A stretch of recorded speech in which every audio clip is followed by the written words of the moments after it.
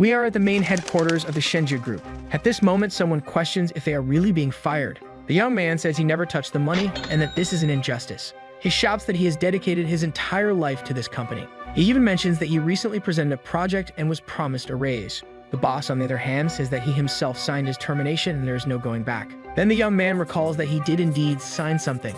At that moment, he realized that the boss had set him up. But since he has no proof, the boss just tells him to stop talking nonsense. The young man insists that the boss set him up and tries to complain. This irritates the boss, who raises his fist, emanating a strange energy. He punches the protagonist, saying he is not to blame for this happening. The protagonist ends up being thrown against the wall by the punch. The boss stares at him, saying that this power is something only the wealthy are qualified to learn. The young man gets up, impressing his boss. He rises with an aura similar to the boss's power while trying to stare him down. The young man says that one day he will be above everyone in the city of Chaoyang and eventually the world. He finishes by saying that when that happens, he will buy the company just to fire his former boss.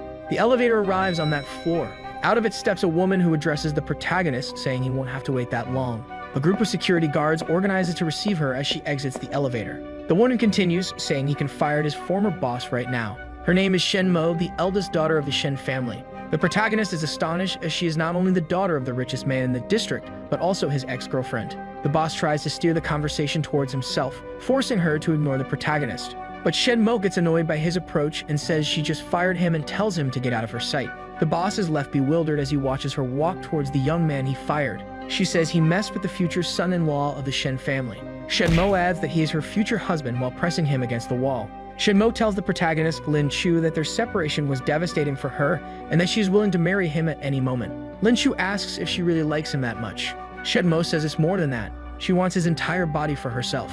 At this point, we cut to the couple's wedding night. Lin Chu is still trying to understand what happened and accept his current situation. He still doesn't understand why she wanted to marry him so badly after 3 years apart. But before he can think of anything, Shen Mo appears in the room in her wedding dress. Lin Chu looks at Shen Mo and recognizes that even after all this time, she is still beautiful. The protagonist makes a speech saying he will always help her and stand by her side. Shen Mo asks him to close his eyes and says she has a surprise for him. Lin Chu believes he's about to receive a true love's kiss, but at that moment, Shen Mo gives a sadistic smile. She tells him to take the money and leave while throwing the money in his face. Lin Chu is confused, asking about being a couple. Shen Mo says it was all an act and that she would never let him touch her, but she would give him a salary of 100,000 yuan as compensation. The protagonist says he doesn't want her money and asks if she wasn't trying to reconcile with him. At this moment, she points her finger at him and an energy discharge hits him. Shen Mo gets irritated with him and tells him not to be so stupid. She adds that the thing she hates most is a man who cheats, and that's why she wouldn't forgive him. Lin Chu still doesn't understand anything and asks what she's talking about. The young man is now going home, thinking that it all seemed too easy. He keeps wondering what that was all about and why she called him a scoundrel. When he arrives at his apartment, Lin Chu starts to feel something strange. Upon opening the door, he finds a girl with white hair sitting on the couch. The girl looks at him wearing a nightgown and calls him her love, saying she finally found him. The protagonist looks at her seriously and asks who she is and how she got in. The girl says she is his wife from a past life. She continues, saying they will pick up where they left off as she begins to remove her nightgown. Lin Chu looks at her worriedly and asks what she intends to do. She approaches him and the protagonist just imagines she must be crazy. The girl says that if it weren't their wedding night, what else would they be doing in the room? The protagonist imagines the situation is getting out of control and decides to leave. As he approaches the door, the girl teleports close to him and prevents him from leaving. The girl says that in their past life, they always practiced dual cultivation and that she is going to show him. Lin Chu tries to understand this dual cultivation story, but at that moment, the girl kisses him. Lin Chu's body starts to fill with energy, causing him to glow brightly. He notices something entering his body through that kiss. Eventually, he feels his soul being removed from his body. He watches his body being kissed while realizing his soul is no longer there.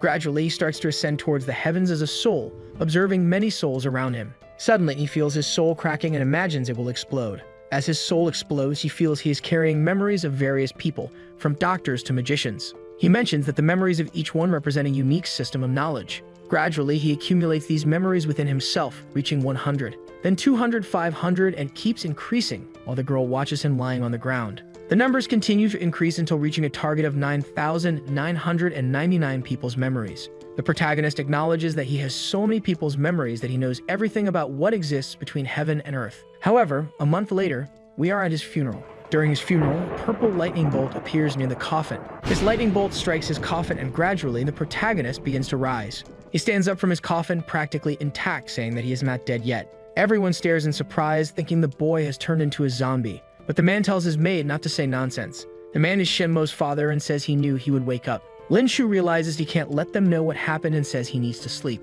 The man turns to his maid and orders her to take him to his room. He looks at the boy, imagining that this might be the legendary true resurrection. Shenmo looks at her father, thinking that her marriage was nothing but business. The protagonist prepares the table for dinner. He recalls the memories of all the people he possesses and feels his worldview has changed. He realizes he can see information behind every item or person just by looking. He analyzes the values and importance of the items in that room. The maid appears at the door as someone orders her to serve him. While serving the table, the maid says the food was made for him and tells him to eat quickly. Lin Shu simply accepts and starts devouring the food eagerly. The maid observes the future master, thinking that her lady has terrible taste in men. The boy looks at her and notices that she really doesn't like him and is dissatisfied with her lady. He takes the opportunity to start a conversation, saying he doesn't know why she wanted to marry him. The maid is impressed with him knowing exactly what she was thinking. The father-in-law arrives and orders his maid to go serve the uncle as well. The maid obeys the request while the father-in-law introduces the son-in-law to the uncle. The maid fills the wine glass, asking him to slow down, but the boy remembers he hasn't eaten for a month. Lin Shu decides to provoke and asks if she can feed him directly. Although irritated, the maid accepts the request with a smile. The uncle slowly approaches from behind the son-in-law. When he touches him, the uncle feels an intense aura and is impressed by him. The boy turns to the uncle seriously and asks if something is wrong, but he says it was nothing. The uncle goes to the father-in-law and asks if there was any problem on the wedding day. The father-in-law responds that he was in a coma for a month. Lin Shu wonders what the two are talking about. He uses his power with the memories of a speaker to try to understand the conversation. The uncle mentions that the son-in-law has infinite energy and that someone put a lot of energy into him, which destroyed his aptitude for the Huyan Dan power. The father-in-law asks how much this can influence their plan. The uncle mentions that he had quite a bit of aptitude, but at the moment he is not qualified to practice even the basics. Lin Shu understands what Shenmo meant when she said she wanted his body. The father-in-law changes his attitude, complaining that he was just eating as if it was nothing. He uses a move that overturns the table and throws the son-in-law away. The boy doesn't understand what just happened. The father-in-law complains to him, but the protagonist just observes him. The young man grabs his father-in-law's wrists and looks at him seriously. He says that the father-in-law forced Shenmo to lie to him for the sake of his Huyan Dan body. The father-in-law realizes that he knows about the potential and asks why he became useless. The young man says he doesn't know what happened and suggests it might be because he's no longer a virgin. The father-in-law says it has nothing to do with that and mentions they saw Shenmo abandon him. He adds that he will not accept a useless person in his house. Lin Shu is surrounded by the family's security guards. He says he can leave on his own. The maid observes him, thinking that no one would miss him. Lin Shu asks where Shenmo is. He uses his hypnosis power to control the maid and make her call for the lady. He turns back to the father-in-law and asks if he only made Shenmo marry him for his hidden power. The father-in-law admits that there was no other reason for it, as he was useless. He asked the father-in-law if the Huyan Dan body is more important than his daughter's happiness. The father-in-law says yes, and without power, there's no way to protect everything he has. He explains that he was looking for ways to strengthen his cultivation and met the protagonist. The father-in-law adds that Lin Shu is useless for cultivation, but if used for dual cultivation, they could reach the Golden Core realm. The father-in-law says that if Shenmo hadn't given up, he would have made her practice dual cultivation on their wedding night. Lin Shu doesn't understand what this dual cultivation is. He imagines it might have something to do with the wedding night and believes he lost something. The father-in-law says that since he is useless, he will be sent to Africa so as not to cause more trouble. The young man says he is Shenmo's husband and tells him to consider her feelings before doing that. The father-in-law says that making her find another love wouldn't be difficult. Before being taken away, he says he has one more question. Lin Shu asks if it was the father-in-law who told Shenmo that he had cheated on her. But the father-in-law says he heard her saying that he was fooling around with several young girls. The young man doesn't understand why he doesn't remember this and imagines he was set up. He understands that he will need to fight if he wants to get out of this. The young man concentrates his strength to release the memories of the #1 boxer. But since his body is still weak, it doesn't do much. Shenmo appears and tells them to stop. The young man gets excited to see the lady coming to help him. He says he knew she wouldn't give up on him like that, but she tells him to leave. The father-in-law gets excited and orders his henchmen to take him away. But at that moment, she stands in front of him, saying that he is still her husband. The father-in-law tries to calm Shenmo, saying he will find someone better. Shenmo throws his entire plan in his face while showing her irritation with her father. She adds that she will stay with him since he's no different from a dog. Shenmo says that men are sometimes worse than dogs because dogs don't lie. The father-in-law just accepts and lets it go. In Shenmo's private area, the two observe each other while she drinks tea. She says that the protagonist made the maid call her to provoke her father and stay. She adds that he is a clever scoundrel. Lin Shu says he just wanted to know the limits of their marriage. Shenmo approaches him, exuding a lot of energy, which worries him. She corners him against the wall and tells him not to play dumb because she knows he has always been smart. The young man tells her not to come closer, but she leans against the wall. Shenmo asks him what happened after she kicked him out on their honeymoon. She tells him to say what happened and says that if he lies, she will castrate him. Lin Shu says he will tell the truth and realizes he can't escape this. He knows he can't talk about the memories he acquired, let alone how he acquired them. He starts to recount what happened with the white-haired woman and how she injected her aura into him. Shenmo says it's not hard to believe he had a former lover. The young man tries to explain that he has no idea who she was or why she did that. The young man asks why she insists on calling him a scoundrel. Shenmo says it was 3 years ago. She saw him with 4 beautiful women in a room at the Longhao Hotel. She asks if, when she was away, he was doing group activities or trying to learn a new language with their mouths. Lin Shu asks what she is talking about as he has never stayed at that hotel. The lady says she saw it with her own eyes. She opens the door and the pink-haired maid appears with a huge pile of clothes. The maid explains that the lady said he would be responsible for the housework, and if he didn't want to, he could leave. Lin Shu accepts the job. He believes that with all the memories he has, the work would be easy. But he quickly realizes that it is still hard work. He hears a strange noise and discovers another pile of clothes coming for him to wash. The maid literally dumps a truckload of clothes. She mentions that since he washes quickly, she will leave the rest to him.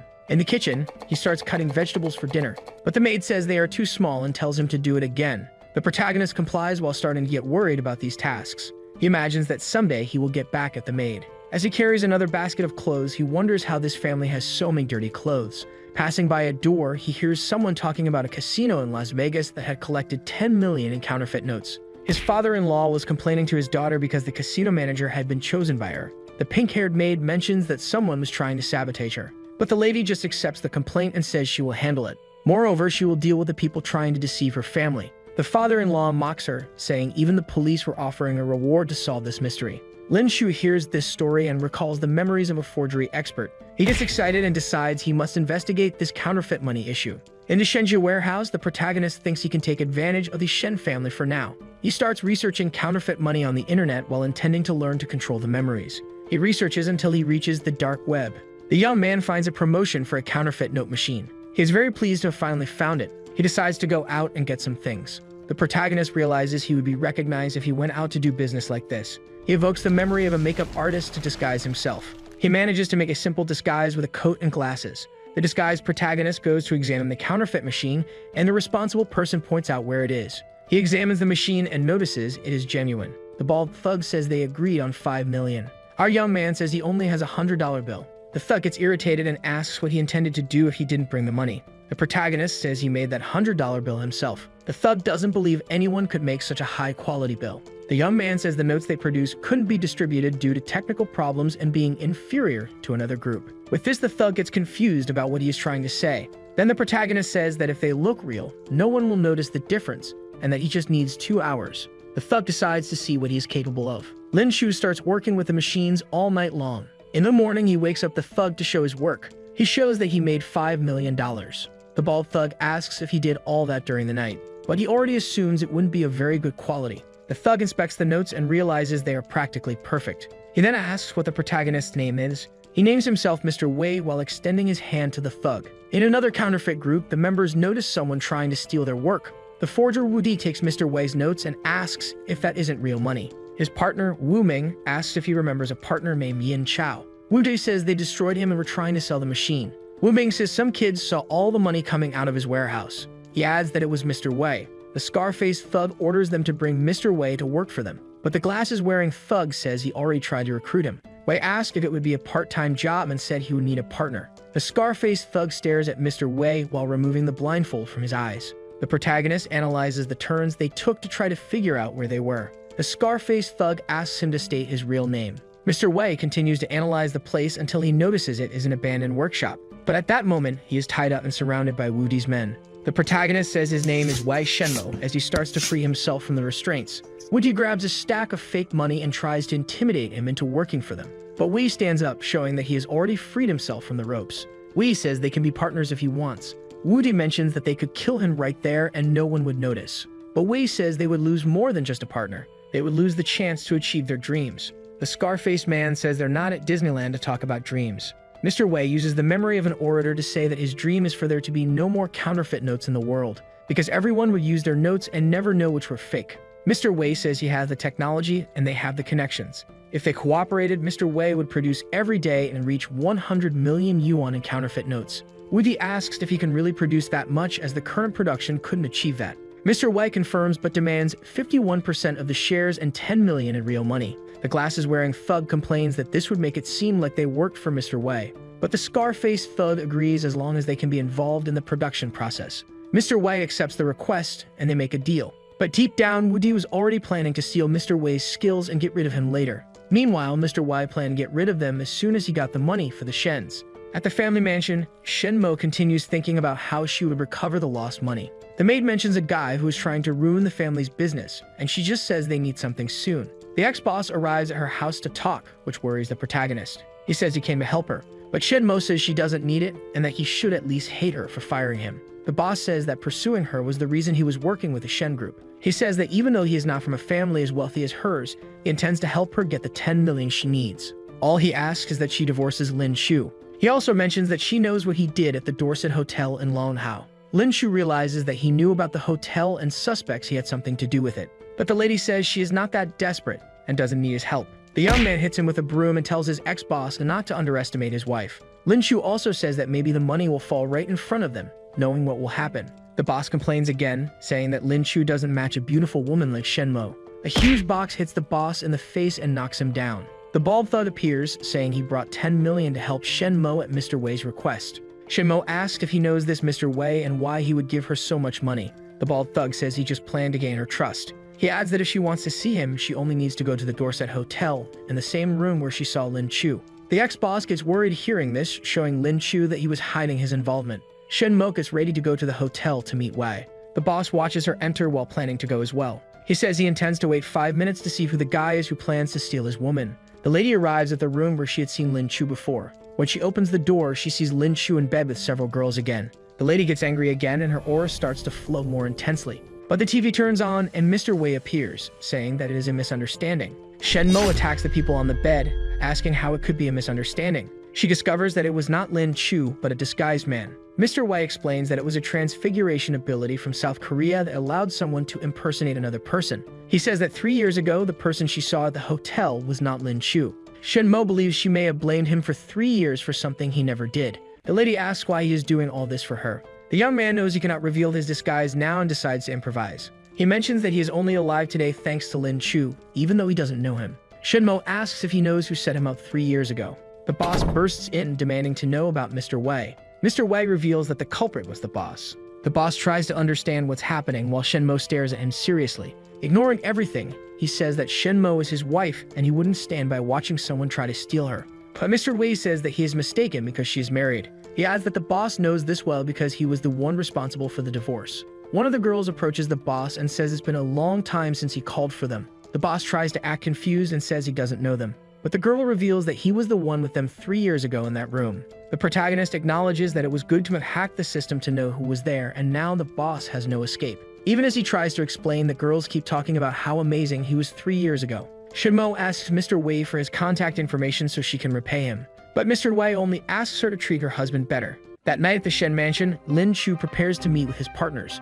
The lady asks where he is going, and he says he is going to the warehouse where he sleeps. She holds his hands and says he doesn't need to do that anymore. The lady adds that he will sleep in her room. The pink-haired maid named Xiao Hui is talking on the phone while the protagonist watches her. The boy looks at her while activating his lip-reading memories. She talks on the phone with someone, saying she told them not to trust microloans. She starts crying, saying she will talk to her brother and that they shouldn't worry. Lin Shu notices she is in financial trouble and decides it would be a great chance to do something. Mr. Wei starts researching chemicals. The bald thug appears, asking what Mr. Wei is planning now. He orders the bald man to transfer 200,000 yuan to an account in his name. The bald man wonders if he is actually a philanthropist. Mr. Wei says this is even more important and that he will need a lot of help for it. His counterfeit money group gathers for a banquet that leaves Wu Dai speechless. He mentions that Mr. Wei really managed to fulfill the promise of the 100 million. He adds that he has learned a lot from him, which has helped a lot. But Mr. Wei mentions that he is the only one benefiting because he owns 51% of the shares. The scar-faced thug mentions that it was an equivalent exchange while giving a sadistic smile. Wei says he could think of a better way to kill someone than poisoning their drink. The pair of thugs don't understand what he is saying. Wee says he knows exactly what he means and that when you do business in the underworld, you should expect to be stabbed in the back. He throws the cup away, which impresses the scar-faced thug. His henchmen appear to detain him. Mr. Wei sits again, watching the group gather in front of him. Wudai reveals that since they understood his technique, he was no longer necessary to keep alive. Mr. Wei asks if he doesn't intend to finish eating so as not to waste the food. The scar-faced thug reveals that he knows Mr. Wei doesn't have spiritual power, so he can only surrender. He adds that there's no way for him to escape because the room is locked. But Mr. Wei says he had planned all this, confusing Wudi. Mr. Wei asks if he believes spiritual power is the strongest force in the world. The scar-faced thug asks if there is something stronger while he doesn't notice the room filling with gas. The gas starts spreading through the closed room and everyone wonders if it's poisonous. Mr. Wei mentions that knowledge and ingenuity are the most powerful forces. The day before, he had talked to the bald thug about a remote control for an anesthetic bomb. The bald thug was responsible for placing the bomb in the air circulation system for when it was needed. The result was a room full of gas with the thugs unconscious and Mr. Wei victorious. The scar-faced thug mentions that his boss is the boss of the entire Tokyo underworld. But before he can continue threatening Wei, he just orders him to surrender once and for all. Woody asks if he wanted to get all the 100 million he had made, but Mr. Wei asks what he would use that money for when he could have earned it legally. He notes that the gas has already weakened them and mentions that his notes didn't enter circulation, so he takes the opportunity to incinerate everything. The scar-faced thug asks why he is doing this. Mr. Wei responds that the boss had offended a very dangerous person. With that, he leaves after dealing with the thugs and the counterfeit money. Returning to the Shen mansion, the bald man wonders who he really is. The pink-haired maid sees Lin Shu arriving late and asks what he's been doing until this hour. Before he can answer, she decides to ask him for a favor. Xiao Hui says she knows he is acquainted with Mr. Wei. She asks Lin Shu to introduce her to Mr. Wei because she wants to thank him. The bald man returns and hands over Lin Shu's glasses, calling him Mr. Wei. The maid then understands that he is Mr. Wei. Lin Shu tries to brush it off, saying the bald man is confused. He realizes what's happening and tries to go along with it. But the maid recognizes Mr. Wei's glasses and mentions they are the same. She concludes that Lin Shu is trying to pass himself off as Mr. Wei and says she will inform the lady. Seeing no escape, he decides to admit he is Mr. Wei. Xiao Hu can't believe it and says he was really trying to pretend to be Mr. Wei. The boy reveals that he knew about the 200,000 yuan she needed, and that's why she was going to see him. The maid asks how he knew that, but he says he will show her something. The boy reveals he has the two thugs who had deceived the Shen family in the trunk of his car. He also adds that the 10 million yuan he obtained came from them. The maid still can't believe him and says she will inform the lady. The boy mentions that if anyone threatens to reveal his identity, he will have to act. He tells the bald man to take out his phone and take some pictures. Lin Shu kisses the maid. He mentions that if she thinks of telling the lady anything, he will show the photo and claim she tried to seduce him. The maid gets angry with him, but he asks how she dares call him an idiot after kissing him. In Shen Mo's room, she waits for her husband to return. The next day, she wakes him up annoyed, asking where he was. She starts poking his face with her foot, saying she was waiting for him to come back. The boy mentions that he was forced to keep cleaning late by the maid. She calls Xiao Hui to hear her side of the story. The maid says he was slacking with the housework, so she made him work more. Since their stories match, she accepts it and lets it go. The lady mentions that her father-in-law's birthday is in 3 days and hands him her card to buy a gift for him. But the boy refuses her card, saying he will get a present with his own money. The maid says she will return to her duties. The boy says he also needs to get back to work and runs out of the room. Shen Mo watches him seriously, wondering if something is wrong. The protagonist thanks the maid for helping him with her comment. She says she never had to lie to the lady until today, and she feels bad for doing it this time. Lin Shu apologizes to her for that and asks her to calm down. He says he couldn't explain everything even if she asks why he doesn't reveal where the money came from. Lin Shu says that to the Shen family members, he is just trash, and no one would take him seriously. That's why he needs to gain more influence before explaining everything to Shen Mo. He says he has helped them until now, but he needs her help to keep his secret. Xiao Hui apologizes for everything that happened, and he just says it's all in the past. Lin Shu takes the opportunity to ask what might be a good gift for his father-in-law. The maid says he has many interests, and recently he has become obsessed with investment films. She concludes by saying he loves a popular actress named Cheng Jing. She shows a photo of the actress, which triggers a memory from Lin Shu's film director memories. A memory of her posing for photos. Another of her, with the director eating like a happy couple. The boy realizes he discovered more about her from the memories than he intended. He decides to go talk to her for his father-in-law's birthday present. The two head to the Cheng family mansion. Xiao Hui asks why he wanted her to come with him. Mr. Wei says he knows she's a cultivator like the lady and he will need her to protect him. He says he knows about cultivation levels and domain divisions. The maid mentions that the lady is in the 7th layer of the foundation, while she is in the third core layer. He says that Xiaohui is stronger than Shenmo, and she responds that the lady always made sure they trained together. Wei enters the gate code, and the maid asks if he has been there before. He mentions that he used to live there. The memories he possesses are from director Zhang Ji, Chang Jing's former boyfriend. One day, a powerful tycoon named Jing Ming promised to invest in his next film. The problem arose when Zhang Ji discovered that Jing Ming had forced Chang Jing to be with him. When Zhang Ji tried to uncover the truth, he was killed by Jing Ming, who pushed him off the penthouse. Jing Ming stole Zhang Ji's entire life and used his death to boost the film, becoming even richer. He also propelled Chang Jing's career, making her a very famous actress. The two enter the Chang mansion. Chang Jing comes out of the shower and asks who they are and how they got in. The boy introduces himself as Zhang Ji. Chang Jing gets angry and attacks them. Xiaohui, who is also in the core realm, creates a barrier to protect them. Mr. Wei starts revealing things he knows about her, like her allergies and how they met. Chang Jing still doesn't believe him, saying that could all be found online. He continues revealing information like a mole under her breast and her favorite position. Chang Jing realizes he really is Zhang Ji and says he has said enough. He explains that his soul entered this body and that when he woke up, he came to see her. The actress hugs her boyfriend and says she missed him terribly. She asks why he killed himself and begs him not to abandon her again. Zhang Ji explains that he was pushed the day he found the two of them in bed. He adds that he intends to take revenge and reclaim everything Jing Ming stole. As they leave, the maid scolds Mr. Wei for lying to the actress. The boy reveals the truth about his power and the 10,000 memories he possesses. She asks what use that could be, and he responds that he plans to take the money from all the major families in Longcheng. The boy mentions that he needs her to cover for him in the Shen household. They cannot know the truth and must think he is a useless person, not the true Mr. Wei.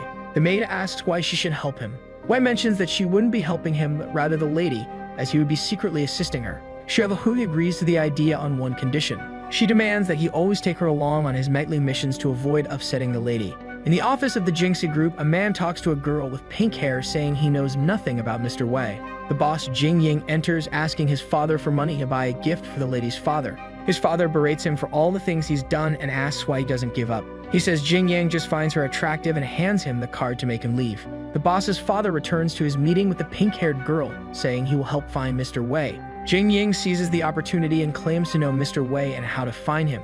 The girl stands up, demonstrating her power and demands he take her to him immediately. Jing Yang says he can't contact him but knows Mr. Wei's friend. The girl asks who his friend is.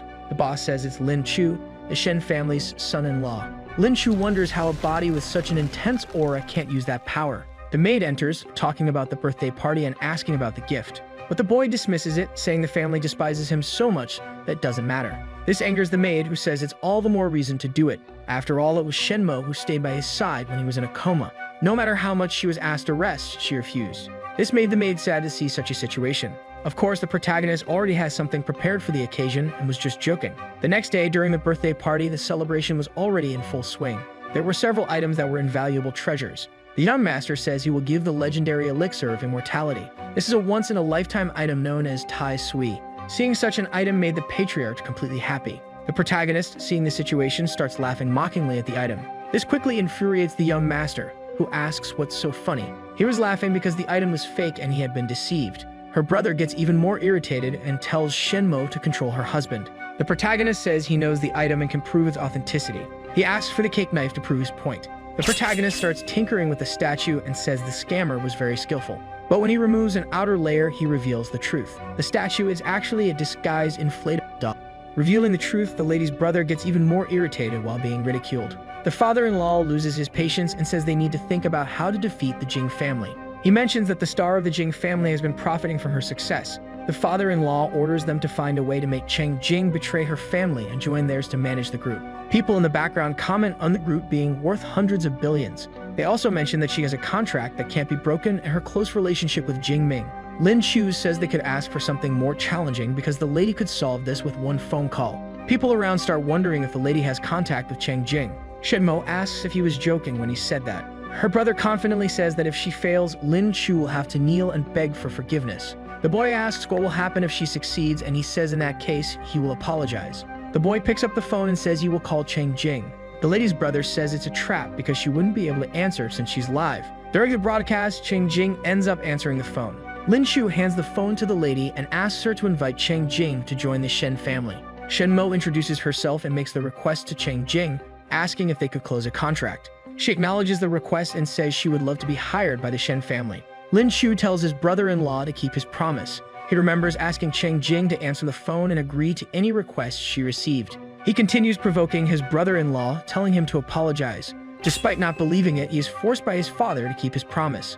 The father-in-law says Shen Mo will become the president of the family's entertainment group. The next day, the pink-haired girl approaches Lin Shu to attack him. She observes him and notices his intense celestial power, feeling surprised. She recognizes the excess of souls in that body and wonders how he withstands so many souls. The girl understands that she needs to attack first to gain an advantage. An aura appears behind her, saying she couldn't kill him.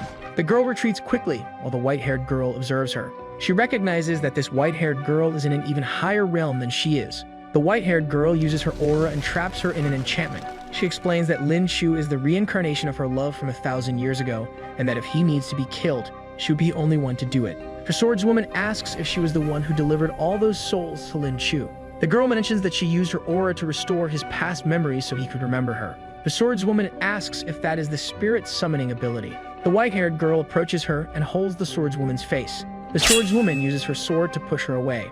Lin Shu notices that he has managed to organize the 10,000 memories, though he still has much to discover. Shen Mo approaches him and thanks him for helping her during the birthday. He says he only did what Mr. Wei asked to be done. The lady says she has something to ask. She asks what the connection is between him and Mr. Wei. The boy replies that Mr. Wei is just a friend who wishes for her to treat him well. The lady questions what exactly treating him well would mean. He says it depends a lot on how she interprets it. The lady mentions she intends to make him her deputy because she believes he has the ability for it. The boy asks her not to do that because he is just useless, but she tells him not to underestimate himself. He asks the lady not to destroy her own reputation by trying to help him. Shen Mo hugs her husband. She acknowledges that despite the harsh treatment, he never complained and always cared for her. Lin Shu believes he will inherit the family's fortune, so he sees no reason to care about the company.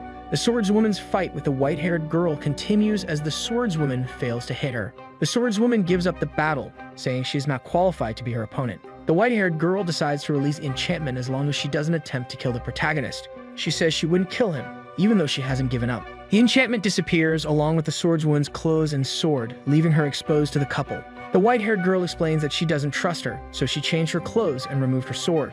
The swordswoman jumps on the protagonist, calling him brother. The boy is confused about what is happening as she claims to be his sister from Japan. She gets close to his ear and says she knows his secret and orders him to cooperate. Seeing no other option, he plays along with the story of having a younger sister. He takes the opportunity to move his little sister away from the lady to talk, although this makes her more curious. A swordswoman named Ryoko mocks the boy, saying he was being too obvious. The boy asks if she plans to seek revenge, but Ryoko explains she can't because of the white-haired girl.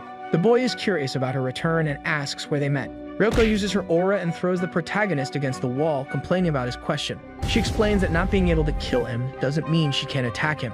The little sister decides to analyze the 10,000 souls he possesses. Unfortunately, without spiritual power, the souls become much less useful to her. The boy disagrees with her, trying to show that the souls could still be useful. He uses a smoke bomb to surprise his sister, but as she is much more skilled, his little sister manages to immobilize him anyway. Ryoko says he will be her obedient little brother, and the boy has no choice but to comply. The boy begins to think about how he can get rid of her. Lin Shu uses one of his memories and creates a plan to deal with her. He picks a fruit and peels it to give to his little sister. Ryoko accepts the fruit with joy, praising his skill at cutting it.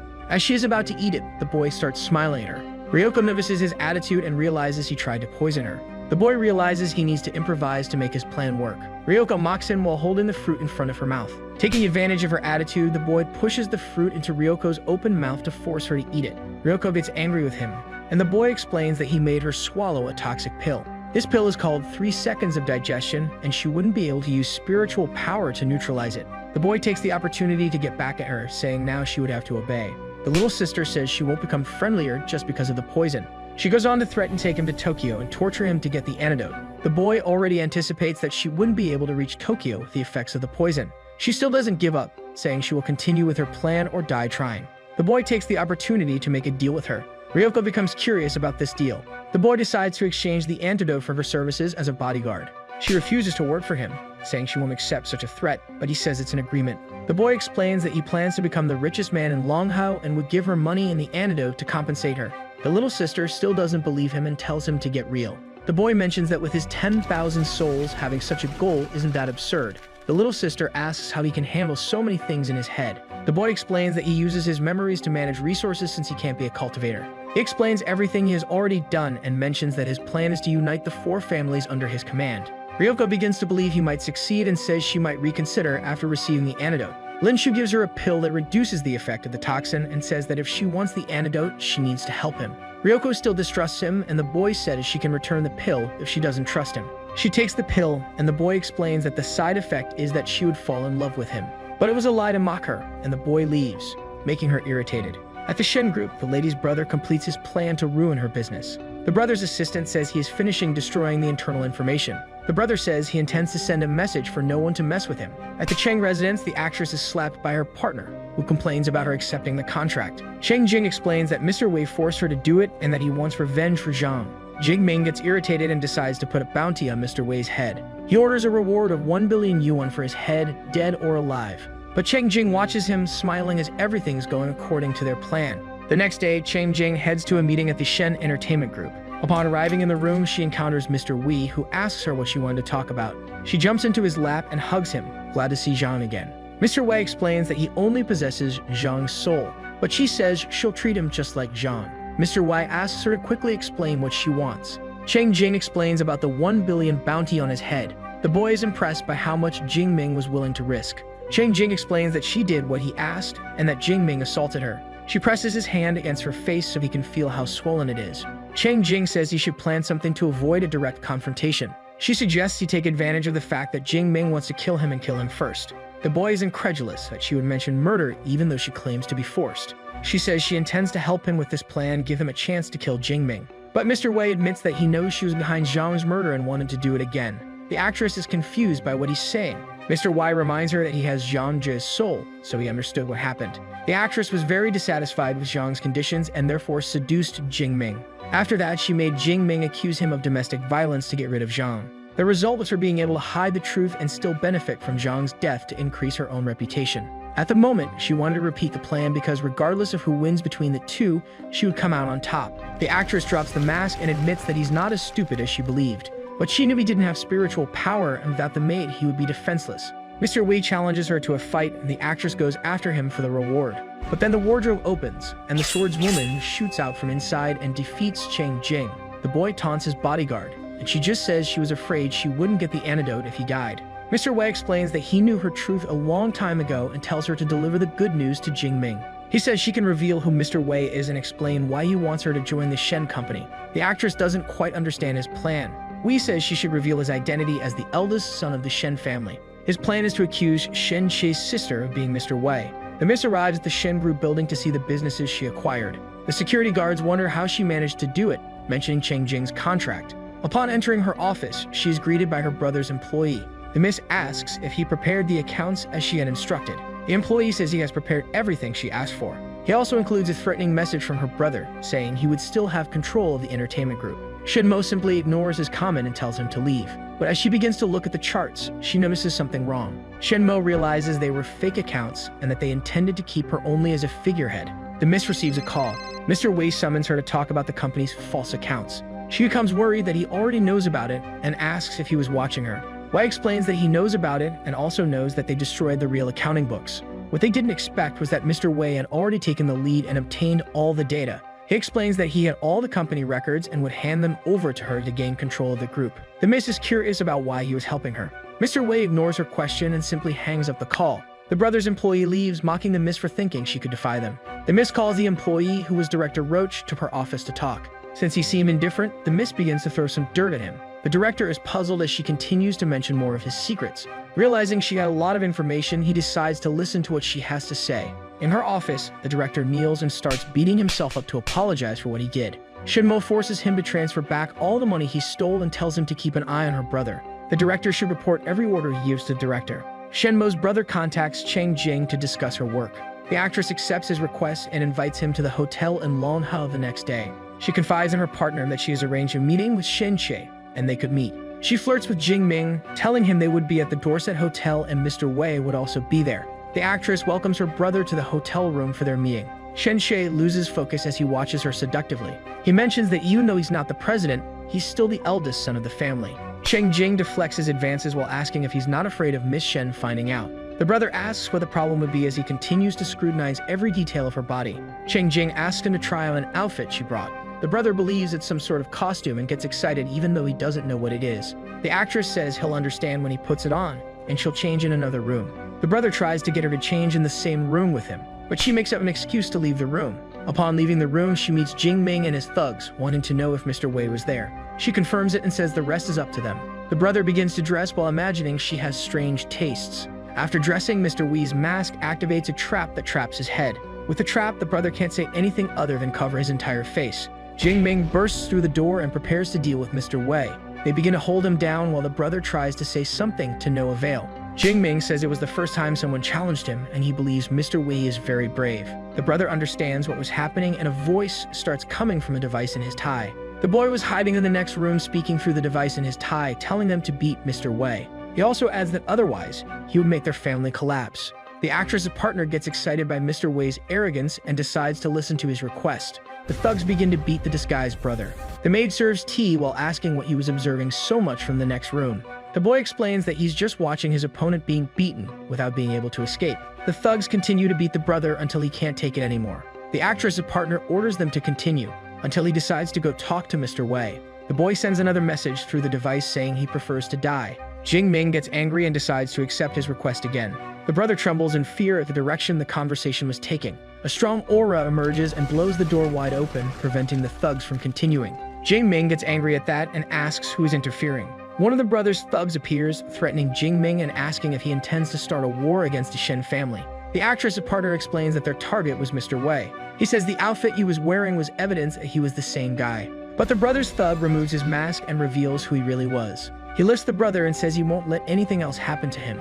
Jing Ming tries to explain that they were deceived by Cheng Jing and Mr. Wei, and they were planning against them. The brother's thug stares at his outfit and notices the sound device coming from the boy's tie. He says he'll deal with Jing Ming later because he knows Mr. Wei was nearby. The brother's thug releases an aura that removes his soul, impressing the former boss. Jing Ming explains that the thug was Sima Ti, one of the great guardians and excellent at tracking. Sima Ti begins to search the rooms for Mr. Wei. The boy realizes that Shen She's thug was after them, which could be dangerous. He mentions that if it only depended on strength, they wouldn't stand a chance against him. The maid tries to think of a plan to protect Mr. Wei's identity. The boy thinks of using a magician's memory to create an illusion. But the maid stops him and tells him to just follow her plan.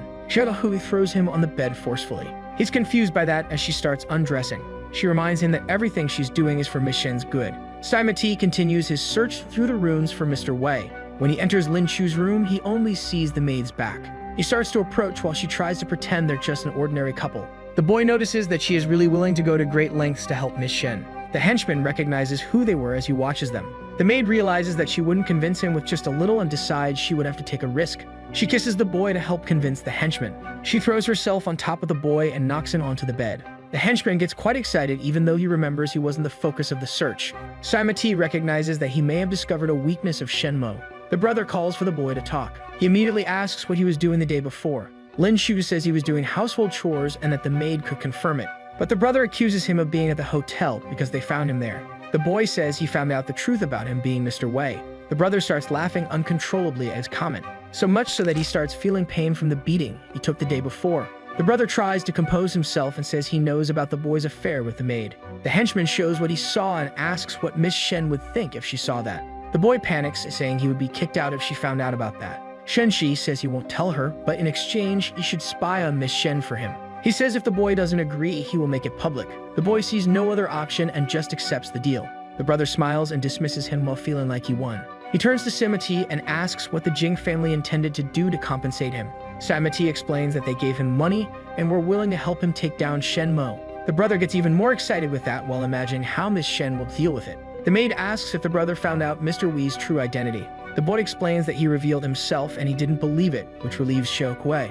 But as she touches his hands, she remembers what she did and asks him to pretend it never happened. The boy sees she's quite cute and thanks his luck for not being a scoundrel as he could try to seduce her. Trying to ignore his thoughts, the boy decides to focus on getting stronger. He reveals that the current case made him realize he still relies on spiritual power and should stay home. The maid mentions he has great skills and asks if it's not a waste. Lin Chu says he plans to write novels and articles using Mr. Wei's name. His plan is to write about returning to different dynasties to accumulate wealth. The maid already anticipates that it resembles a common pattern in novels. but he says his unique point is the historical knowledge involving the truth. He mentions that his stories will have some of the most advanced knowledge in the world. He believes that since the audience isn't limited to ordinary readers, it could help him. His intention is to break the limitations of subject categories in novels and blend branches of learning. But the maid points out that his plan resembles more an academic article than a novel. The boy mentions that it would still be a novel about a guy who becomes the richest man in the world. He starts thinking of a name for his novel. He decides to call it The Path to World Domination.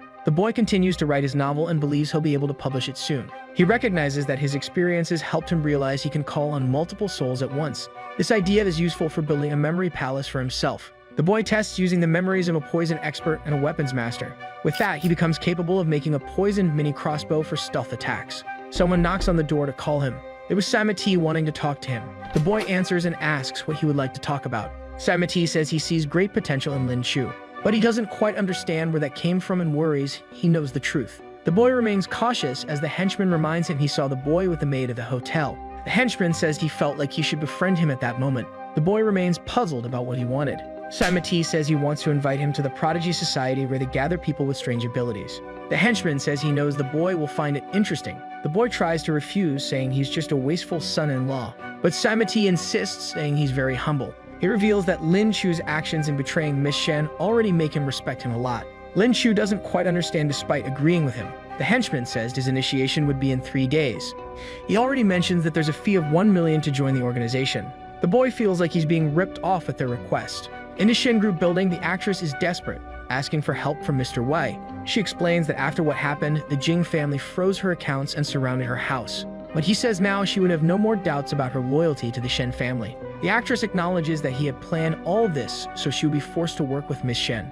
Mr. Wei mentions he didn't care if she refused because she could survive by selling her body. He says any support she received from the Jing family she could receive from the Shen family. But he adds that she should hand over half of the salary she received from the Shen family. When she tries to question, the swordswoman points her sword at her neck, making her accept the order. Mr. Wei mentions she would become his human ATM. The little sister says she finished assisting him and that the actress wouldn't be a problem anymore. She finishes by asking for the poison antidote. Mr. Wei points to the pill and hands it to her. The swordswoman mistrusts him and asks if he's really giving away the antidote so easily. He provokes her, saying if she doesn't trust him, she doesn't have to take it because he wouldn't force her. As she takes the pill, he reveals he never poisoned her in the first place. The swordswoman is incredulous at this information. He explains he was in a hurry, so he just popped the first pill he had into her mouth, and the rest was all lies. The little sister gets angry and raises her aura while threatening Mr. Wei. He prepares by activating the poison expert's memory. He whistles, and with that, the swordswoman's aura disappears completely. The boy explains that although the pill wasn't poisonous this time, it temporarily disables spiritual power. He adds that if he whistles, her power will disappear for 5 minutes. The swordswoman doesn't believe him again and attacks him. But as she doesn't have power, Mr. Wei easily stops her. He says that without her power, the swordswoman is just a little girl. The little sister threatens him again, reminding him that she subdued all of Tokyo alone. The boy holds her arm as he observes her. He approaches and kisses her. The boy teases her, saying not only did he manage to touch her, but he also kissed her. The little sister stares at him, imagining that at some point she would make him her pet. In the Shen Group building, Miss Shen asks how Mr. Wei convinced her to join them. She also asks if the actress knows who he is and why he wanted her to do this. The actress mentions she promised not to reveal anything about him. Still, she tries to make Miss Shen find out by asking if she doesn't imagine he might be someone close. Miss Shen starts thinking about what she said and imagines she might know his identity. The boy rests on his bed reading when the swordswoman appears in his room.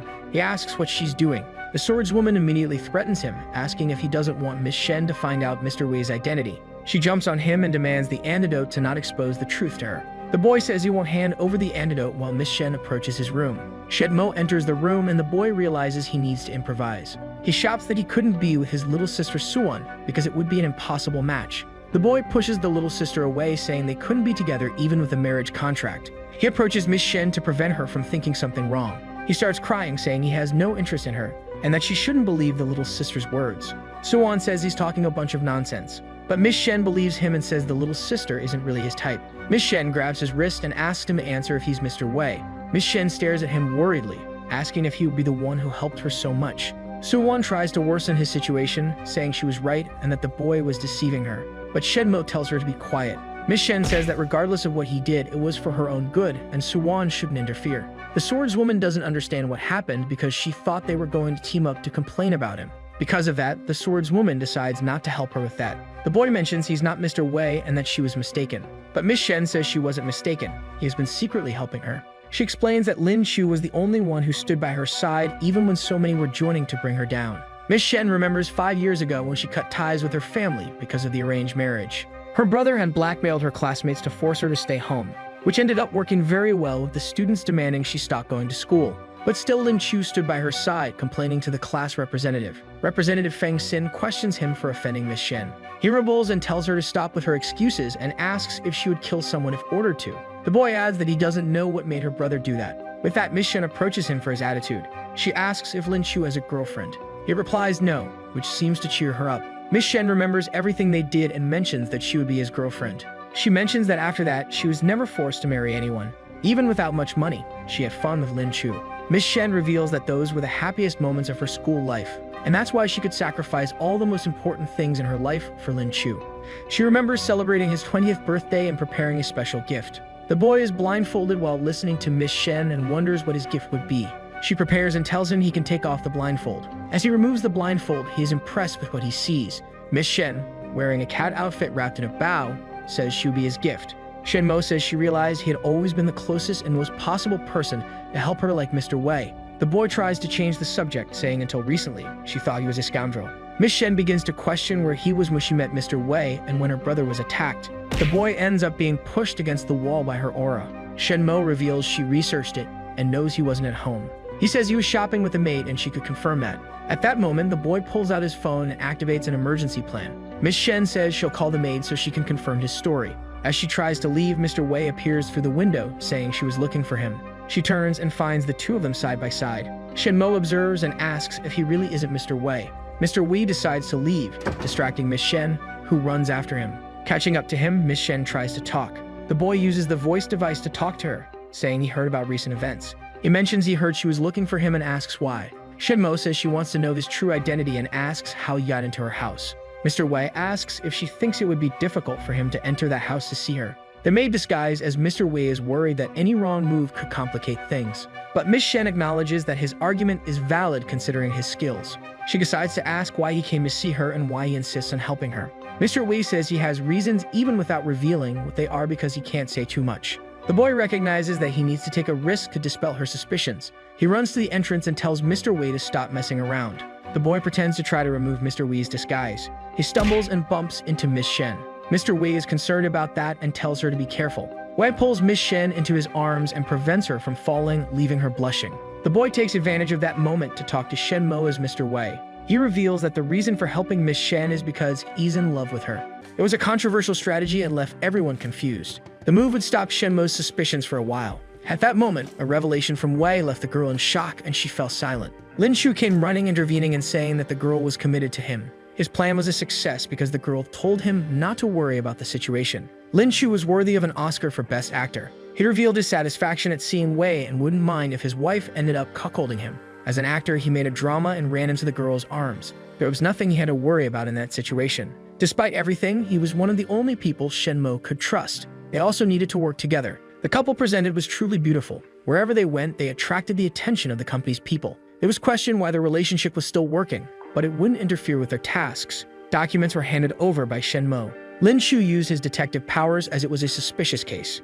Shen Mo looked several times but still felt something was wrong. There could be massive corruption behind each document. It would be easy for people to be secretly hired just to do harm. After a while, Shen Mo asked if Lin Chu had found any suspicions. He reported that he didn't find anything interesting, but it wasn't a problem, because Shen Mo just wanted another perspective on the situation. If that was all she wanted to address, Lin Chu would leave the place soon. There were no people he had to save at that moment, and he could focus on the case investigation. He soon had to intervene in the investigation and find the traitors of his company. Then he managed to catch one. If he didn't say what he wanted, he would be thrown from the building. Lying wouldn't help, and giving the wrong answer even less. He was dropped and thrown from the building. Obviously, the man screamed desperately during the fall, and Wei said that was enough. To prevent anyone from being accused of murder, the girl activated her power and formed a rope to hold the accused. It left him even more in shock. There was talk of moles, that is, people who were infiltrated, and the person was accused of being part of the group. He informed that his superior had committed betrayals, but he was not directly part of the horrible group. The traitor had been sent by Jing Ying, a name that left him quite stunned when he spoke. No one in the group was alone, much less weak. Then it was questioned who besides that man was betraying. Before being fired, Jing Yang had influence in the family and planted people before leaving the company. They were individually informed of the mission and didn't know who the others involved were. If they hadn't convinced Shen Mo to fire Jing Yang, the family would be much worse despite internal corruption. Wei would have to resolve the issues individually. He published an article to receive feedback from readers. It wasn't just the Shen family being affected. Jing Yang was causing corruption in various companies internally. The worst part was that the trap was involving several people around. The Shen family could be in danger because of the corruption, and they wanted to catch Jing Yang beforehand. There were doubts about how to proceed. The first steps Lin Chu would take would be to investigate cautiously. There might be fights, so he asked Su Wan if she could fight them. She would fight them anyway, but couldn't guarantee victory. The team would have to find a weakness so there would be no losses on either side. Jing Yang's weakness was Shen Mo, who had been sleeping in her room for some time. Lin Chu decided to enter her room at night to start his plans. He prayed she would be asleep. Shen Mo was awake. She thought the worst of his position, but he only wanted to get her phone. One message, and it was all done. The girl was outraged that he had left without doing anything. There was hesitation in sharing information with Shen Mo. Revealing his identity as Wei could make things even worse. The concern was about the situation with his bodyguards. But Lin Chu said there was nothing to fear as no one would disguise themselves as a superhero. Lin Chu would be like a family member and use a recorder so there would be no incriminating evidence against him. Jing Yang couldn't escape if he managed to capture the corruption information directly. A space with shiny tables was chosen for the conversation. The young man was hunting Shen Mo but only found her phone. The conversation would continue with her husband. Jing Yang wanted to talk to Shen Mo but didn't want to see the face of the person in front of him. Lin Chu revealed he had the recorder in hand and informed about the corruption that was happening. The trader was stunned. Due to the number of people working in the shadows, there were doubts about how many moles were involved in the plan. Immediately, the young man activated his power. These were his ideas not involving his father. So he decided to reveal his original identity and even changed his face. That foolish and friendly person changed to a serious person with an aura powerful enough to break everything. The aura was so strong that it broke Lin Chu's devices.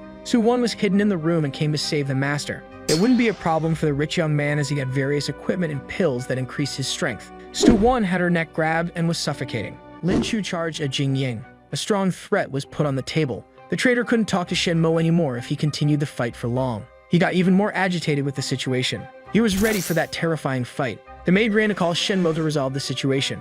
The Shen family allies could die given Jin's fury. The 4 guardians should be called and brought to the restaurant as quickly as possible. Due to the opponent's power, Lin Chu had various problems inside the restaurant. His partner was down and he couldn't use his powers. Jing Yang was 100% in control of the situation and wanted to talk about how great he was. His plan was original and had been used for quite some time. He wanted a place within the Shen family and would do anything to achieve it. Then he delivered a powerful blow to Lin Chu's stomach, sending him flying against the wall, completely broken. It was Jing Yang's chance to end that man. It seemed like the end of Lin Chu, like he was sent to a spirit dimension. He was greeted by a girl and informed about his cultivation. Also about the problems Lin Chu was causing. The spirit was a white-haired witch, and the young man wondered if he had died. Her name was Eva, and she was in love with the man. She wanted Lin Chu to know her identity and remember the life they had together. The young man would always be on the brink of death until he remembered the woman. It was his punishment for betraying her. He was weak and shouldn't go there every time.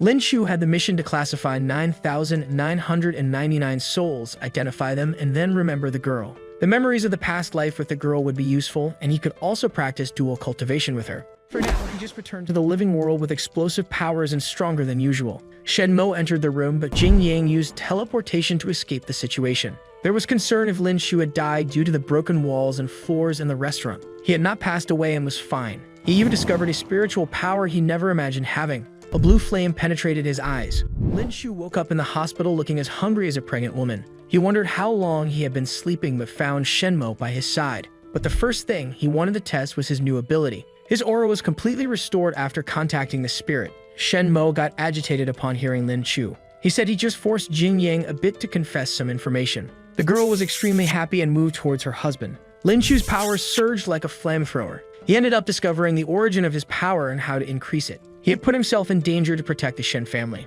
But despite winning the fight against Jing Yang, Shen Mo would not let the things done to her husband go unpunished. She would make Jing pay and ran from the hospital to start her new plans. A nurse entered the room and saw Lin Chu activating his aura again. She was going to give Lin Chu an injection to improve his condition. But if attacked by the girl, he would scream because he was apprehensive. She came with good intentions to the hospital and just wanted to heal him with vital energy. Maybe it was a way to take advantage of Lin Chu, but there were no worries because she was there to thank him for saving her life. Being the gallant man he was, he asked for help to warm him up a bit. Stu-won would use her powers to help him heal faster. Lin Chu was also being warmed and was feeling better. The healing effect was happening, but not in the usual way because Lin Chu's body was absorbing energy. He revealed the information that she had restored his spiritual power. Stu-won was happy to receive the information. It was time to use their powers to recover the stolen energy. Lin Chu could return to his usual power and might even be a little stronger. The girl also wanted to become a bit stronger and would use the situation to absorb a bit more power. However, she needed more direct contact to achieve rapid absorption.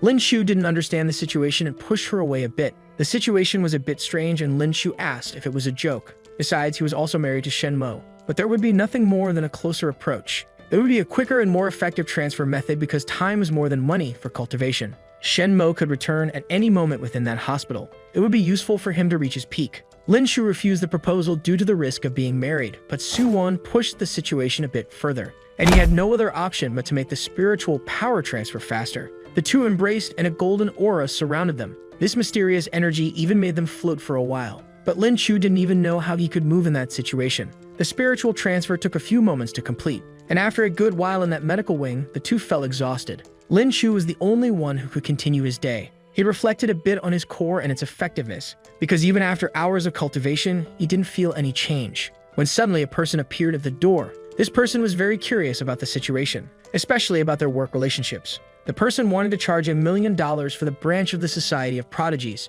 They then decided to accept this tempting offer. The payment was made without much fuss. There was talk about Chinese names, the importance of having one with meaning. Lin Chu's name meant scoundrel.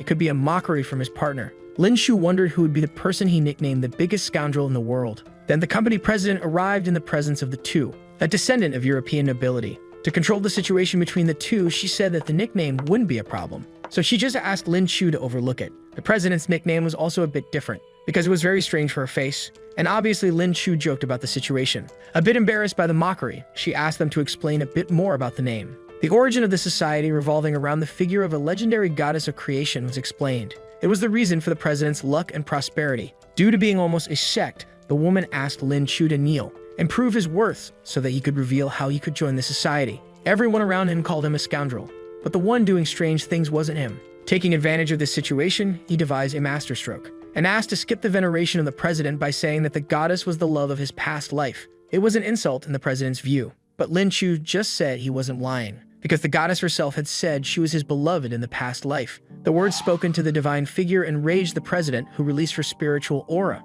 The one actually suffering was Lin Chu. He was being called a scoundrel and a liar even while telling the truth. The fiery-haired person stepped in and stopped the two figures so that the corporations wouldn't end there.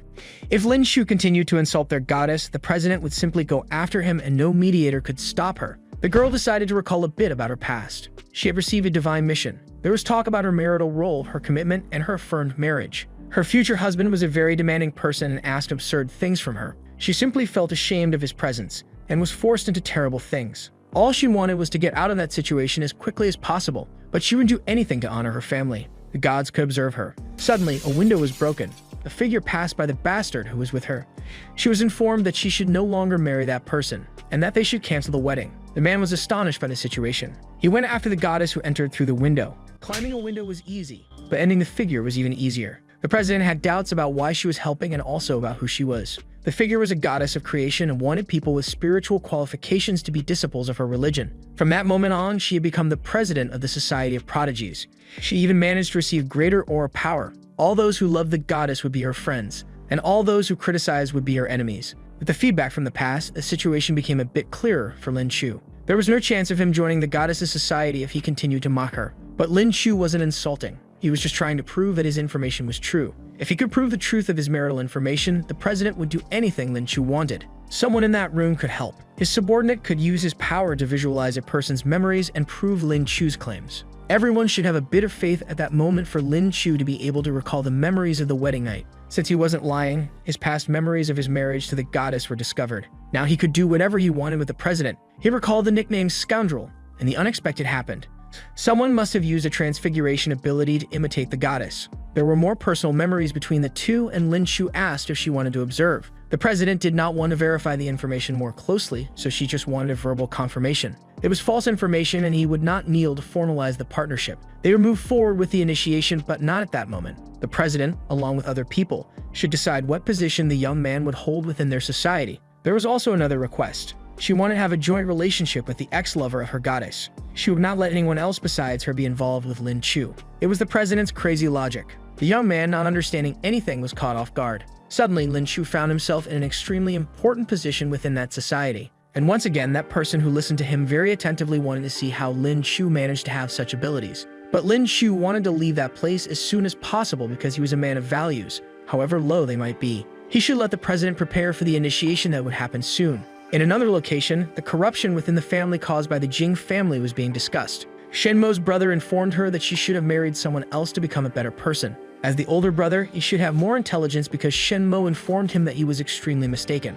Her levels were high and she married a worthy man. She was there to personally deliver evidence incriminating the Jing family. They wanted to cause internal conflicts in the Shen family. Shen Mo had proof that Jing had spies within the Shen family for the past 5 years. Unless they investigated the Shen family's administrative papers soon, everyone would be bankrupt. Shen Mo's brother made the girl unhappy as he mocked Lin Chu for negotiating with his life to obtain the evidence incriminating the family. Once again, her brother refused to see the truth. Their father intervened. From that moment on, he himself would take care of the situation. Shen Mo activated her spiritual power and quickly went to the hospital where Lin Chu should be. Before that, she broke objects in front of her loved ones, and Lin Chu should no longer be criticized by his family. At the hospital, Lin Chu was received by Su Wan, who wanted to channel more spiritual power. They could continue to cultivate from the infirmary, but Lin Chu didn't want to be drained of spiritual energy. They could cultivate all night without problems because their profits would sustain the transfers. However, Xiao Hui intervened to stop their conversation. Su Wan was not very discreet about her feelings for Lin Chu. Recalling a past situation, the maid slapped Lin Chu in the face, sending him flying. He was protected by his personal bodyguard, who informed that she just wanted to increase his spiritual power.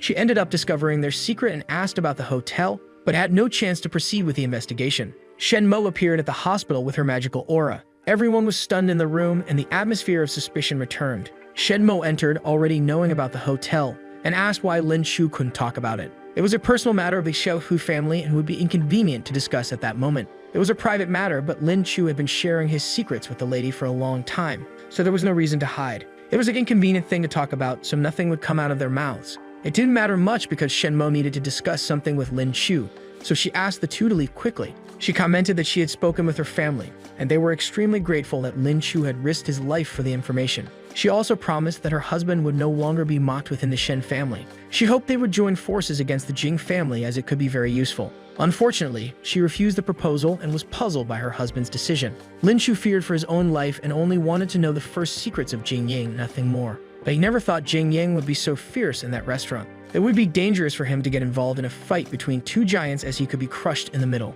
However, Shen Mo had the pay-to-win advantage and could persuade him in any way. She offered a bank card containing 50 million in profits made by her group. Lin Chu could buy whatever he wanted, but he wasn't someone easily corrupted. He strongly wanted to refuse the offer, but money wasn't something he could easily give up. Shen Mo asked what he wanted from her since money was useful. Lin Chu asked his wife to stop confusing him with Mr. Wei. After they got together, no one besides the maid looked at him without curse or disdain. It was a controversial situation for both sides. It was worse for Lin Chu because he was always beaten by his wife's spiritual power. Shen Mo apologized for letting her husband be demeaned in her presence. She would find a way to get her husband's forgiveness and do anything until she succeeded. In the company, she was working with her trusted employee, but this made her not want to know about business, due to the fact that she only wanted to know how to convince her husband to have more confidence in her. The girl suggested an obvious option, but Shen Mo wanted methods that were not more direct or obvious. She only wanted Lin Chu to know how guilty she felt for the situation involving him. The girl would help but needed to know a bit more about their relationship. It was mentioned if Shen Mo had humiliated him in any way. She revealed that she made him a housekeeper. It was a terrible strategy but good idea at the time, so she didn't blame herself much. Shen Mo should abandon her identity as the eldest daughter of the Shen family if she wanted to convince her husband. Back home, she was changed and in a new form. She looked like Xiao, but wasn't her. It was Shen Mo doing her cosplay. Shen Mo's identity was abandoned and her plan to gain her husband's trust began. She was a new person and even her hair was in a different style. Lin Chu's spiritual power activated to the maximum, showing that Shen Mo's way of convincing her husband was working very well. At first, the young man was scared because Shen Mo was wearing Xiao's clothes, but it wasn't the maid there. It was just his wife willing to meet his needs. Shen Mo made a strange choice to receive him. She gave up her Shen family identity. Even so, it was clearly Shen Mo behind the outfit. Lin Chu doubted the veracity of the situation. He wasn't cooperating with the situation and everything the woman was doing was for him. She wouldn't be interested in being in that form of her own free will, so by free and spontaneous pressure, it was different. Lin Chu was unhappy about being put in household chores and always mocked in the position. The wife would apologize in her own way and was extremely hurt by the guilt on her shoulders. She set her pride aside to make her husband happy, but he wasn't cooperating at all. However, Lin Chu understood the situation and wasn't a fool, so he asked for help at least with his shoulders.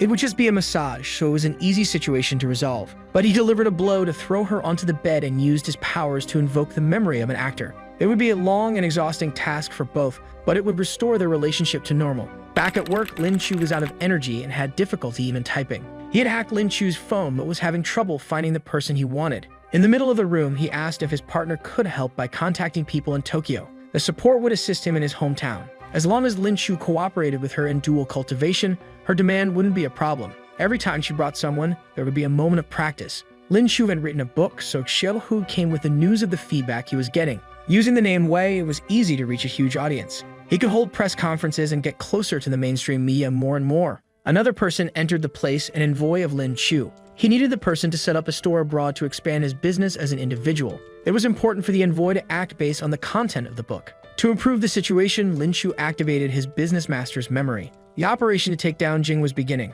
Within 3 months, Lin Chu aimed to eliminate the entire Jing family from the region. At the Longcheng Hotel, the maid's brother came looking for Xiao Hui because he was in trouble.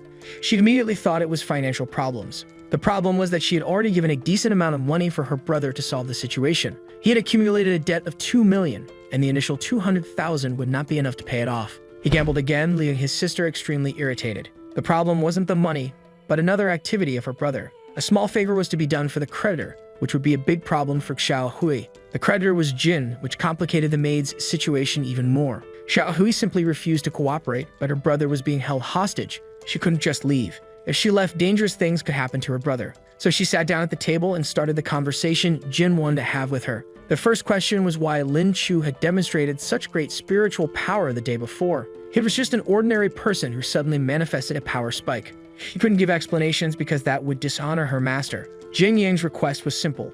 He wanted Lin Chu to be drugged with a pill. Although it was easy for Xiao Hu to do, it would be extremely problematic. She categorically refused, but her brother was being held hostage. To keep her family safe, she asked for information about the pill's toxicity and how she would know if it was really put in the food. The pill wouldn't kill Lin Chu immediately, but Jing Yang would know when he took it. The problem was that in Jing Yang's eyes, Lin Chu wasn't considered a person. Back at the Shen residence, the maid knocked on the couple's door. They were lying down and let her in with some snacks she had prepared. She also mentioned that she had personal problems in her hometown and would be absent for a while. While thinking to herself who would take care of Miss Shen during her absence, Lin Chu noticed that something was wrong with the maid who wasn't acting as usual. He reflected on the pill and its real effectiveness because it could kill his master. The situation was a dilemma. If she didn't put the pill in the food, her brother could die without warning. It was a delicate situation. She couldn't let her brother die, but she also couldn't kill Lin Chu. If someone had to face this problem, it would be her. In her indecision, she considered taking the pill herself. To her surprise, Lin Chu appeared and took the pill from her, activating his Toxin Master ability. Lin Chu was extremely cunning in swallowing the pill, pretending to be poisoned and dramatizing the situation. But this act worried Xiao Hui, who ran to help him. If her master died in that residence, it could be a big problem. At the Jing residence, the head of the house was informed that Lin Chu had died, leaving the Shen family in confusion. It was a surprise to the two in the room who doubted if Lin Chu had really died. He thanked the maid for helping execute his plan successfully. If he had known she was so efficient, he would have trusted her from the start. Lin Chu's funeral was scheduled and everyone was present to see his coffin. Although Jing Yang was internally happy about the event, a voice came from under the coffin, making everyone jump in fright. In his mind, a corpse shouldn't rise or even speak. 3 days earlier in Xiao Hui's room, she was desperate about the possible death of her master and would do anything to prevent him from dying or becoming a zombie. Without mystery, Lin Chu had not died and just asked her to prepare more delicious snacks in the future. He was alive even after taking a potentially toxic pill strong enough to bring down an elephant. Thanks to his memory as a master of toxins, he always carried an antidote for poisons in his pocket. His preparation was made after noticing that the maid was very worried. Joking about such a serious situation made Xiao Hai angry enough to give him a light slap. He felt flattered by his maid's loyalty.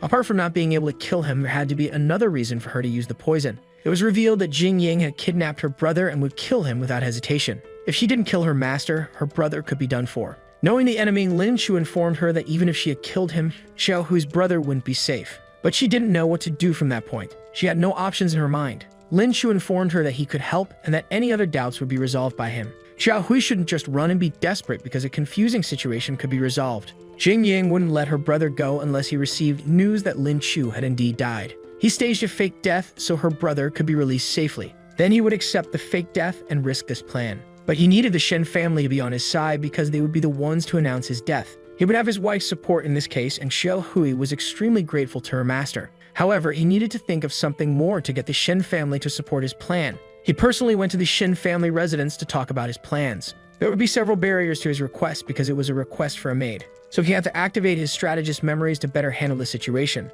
It wasn't just for his maid, but a way to track Jing Yang's moles. He recalled the moles that were occurring within the family. The only way to end the moles was to eliminate their source. Jing Yang was surrounded by people, and the only way to catch him would be at an opportune moment at Lin Chu's funeral. He wanted the Shen family's help to set up the ambush, and after capturing him, it would probably be possible to catch all the traitors. If the 4 guardians were sent, dealing with Jing Yang wouldn't be a problem, but there was no need to call the 4 guardians. Only Guardian Simon would be enough to deal with the moles, but the final decision would be Shen Mo's. She would support her husband, so she said it would be beneficial for the family. The Shen family agreed to the plans and would follow Lin Chu's wishes. It was informed that his core was restored and would be perfect to ambush Lin Chu. Thus, the Cauldron project was back on the table. Back at the base, Xiao Hui's brother asked for money again. The kid was a vagabonding machine but wanted to make up for the money he lost in the past. Who was in the room now was Wei. He questioned why her brother was there, informing that Jing Yang had left him there because of the funeral issue and he was there just to ask for more money to try gambling. He was so bold that he even questioned why the two were so close. He informed that it was Wei who saved him. His face changed immediately, recalling that he also gave 200,000 to save him. He was already bringing him into the family. Xiao Hui's brother was addicted to gambling, so he couldn't help himself much. It was the same look he had from a memory of his own gambling. He could make 9 bets and win them all, but it could still lead to dissatisfaction and a worse future. This time, he would have to start from scratch because he had already brought enough chaos to the family. Xiao Hui was pushed by her brother while Wei managed to catch her in time. He could only help her brother leave the gambling addiction behind. Wei would send the money to her brother anyway, but there would be a huge condition. He would have to prove determination to both of them. As long as money was involved, the young man would do anything, which is dangerous. The test would be conducted in the Shen family cinema on an isolated stage. He only had to watch a movie for 24 hours and would earn money. However, it wouldn't be just watching a movie as he would have to sit in a special chair. He didn't think if it would be dangerous to sit in the chair, but it could just be a little uncomfortable. For the money, he went to do everything, but the chair closed and trapped him. It was a rehabilitation method known only by Wei. It would force Xiao Hui's brother's eyes open. They were showing movies about gambling and its dangers. Immediately, the young man was in shock, and his eyes started to turn red. Halfway through, her brother was already refusing the proposal and wanted to get out of there as soon as possible. The movie was actually a deep web documentary designed exclusively for gamblers. He would be left there for a few more hours until he became a different person. Lin Chu received thanks from Xiao Hui for the things Wei had done for her family. Su Wan entered the conversation between the two through the window, informing them that she had already sent one of her aides from Tokyo to a designated location. They would train spiritual power to become stronger. It would be a different kind of cultivation as they would cultivate as a trio. This time it was different for Lin Chu. He realized that with more people cultivating, the power result was significantly greater. Last time he was exhausted, unable to walk anymore. He managed to have his energy revitalized. Spiritual energy was flowing through his color. His color was getting purer. As the number of people he practiced would increase, his power strengthened. In other words, his power would increase as more people entered his path. At that rate, he might be able to rival Jing in the future.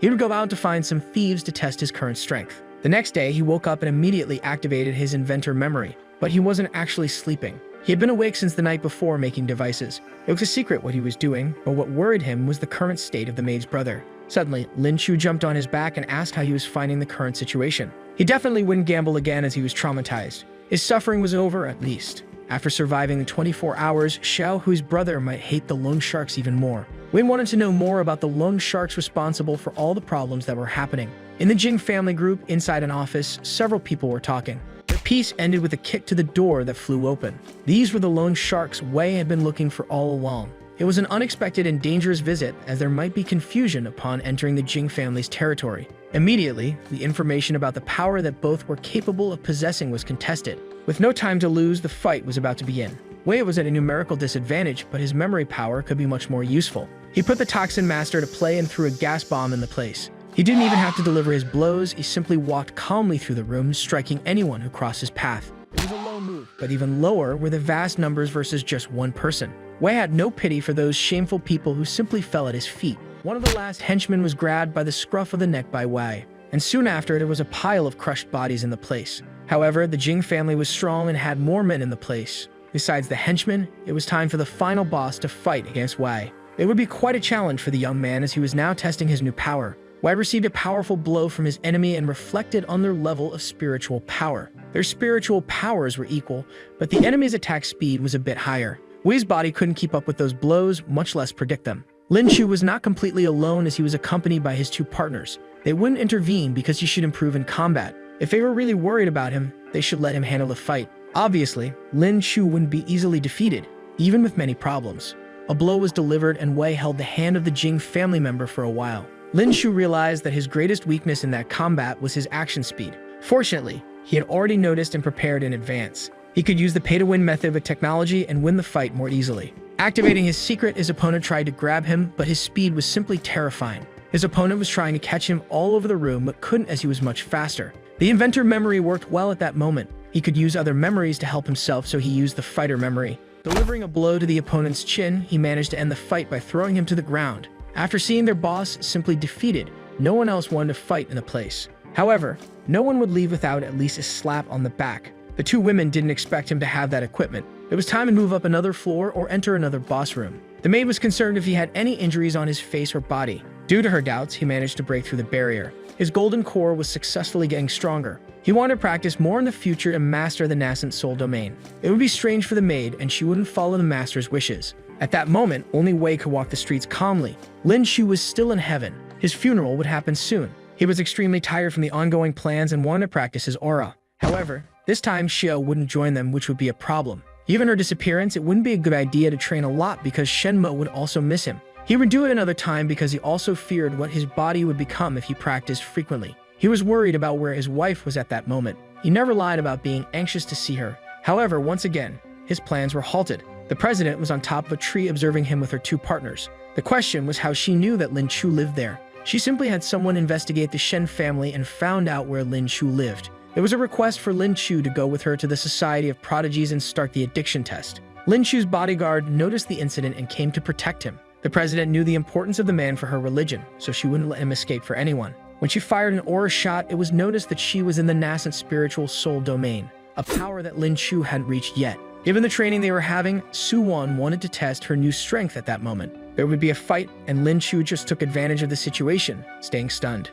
Armed with her goddess's power, the president's hair turned white, and she became more powerful. Not even Su Wan's katana could pierce the barrier, and using less than 1% of the goddess's power, the president handled the situation. Her Chinese Super Saiyan form managed to increase her power significantly. She seemed like a new person, but only the hair color and power had changed. Back at the Society of Prodigies, Lin Chu questioned the initiation ceremony. The initiation ceremony was actually already happening. It was just a matter of time to be concluded. Given her religion, the president wanted to marry Lin Chu, but he was a married man. She also wanted Lin Chu to be her private property and no one else's. Lin Chu was a man of values, so he simply wouldn't let himself be persuaded in that situation. He wasn't a scoundrel. He just thought that each person should have a part of him to help. If necessary, the president would put Lin Chu in a vegetative state to protect him. He realized the situation and made a request that, in exchange, he would stay with the president at least that night. It would be interesting to use the president's power to resolve Lin Chu's situation. Lin Chu informed her that in 2 days, the Jing family would hold a funeral, and he would need her help to capture the villain. As long as she had divine power, no one could stop her. The deal was sealed, and she would let him leave the house the next day because the night was long. The president asked if it was there that he had kissed her goddess in the past. She wanted a piece of young Lin Chu. She also asked if there was something naturally extraordinary. Although Lin Chu liked the situation, he saw no benefit in it and didn't want to get involved with her. The problem was that with his current power, he couldn't fight her. Since he couldn't push her away, he had to play dirty again. Soon he pushed her to the other side, leaving her momentarily disoriented. He just wanted to throw a pill into the girl's mouth. He managed to drug her, but for good reason. He let her sleep and left as quickly as possible to escape his suffering. He returned to the Jing family residence. He would meet her again when he fought against Jing Ying. His wife was also worried about him, who threw him against the wall, asking why he was taking so long. To make matters worse, she was waiting for him in a Japanese uniform. It was a look that Su Wan used in her routine. Without wasting time, she asked where he was and if he had done something with other women. Obviously, he wouldn't lie about everything, even if something more than expected had happened. He asked if she wanted to misunderstand him again given the hotel incident years ago. She just wanted to know what he was really doing. Fortunately for Lin Chu, the president's subordinate appeared. He informed that Lin Chu had no women chasing after him, even though she didn't realize he had at least 2 women following him all day. There was nothing for her to worry about. Lin Chu was just making preparations for the funeral in the mourning hall. The Shen family was already gathered with their best warriors to combat Jin Wen. The person behind the family head was the chief of the 4 guardians of the Shen family. He was a first-class cultivator with an extremely rare physique. He was twice the size of a normal person, and his spiritual power was many times greater. When Jingying arrived, Lin Chu should stay inside the coffin until the ceremony ended. Thus, the guardian alone could get rid of the villain as quickly as possible.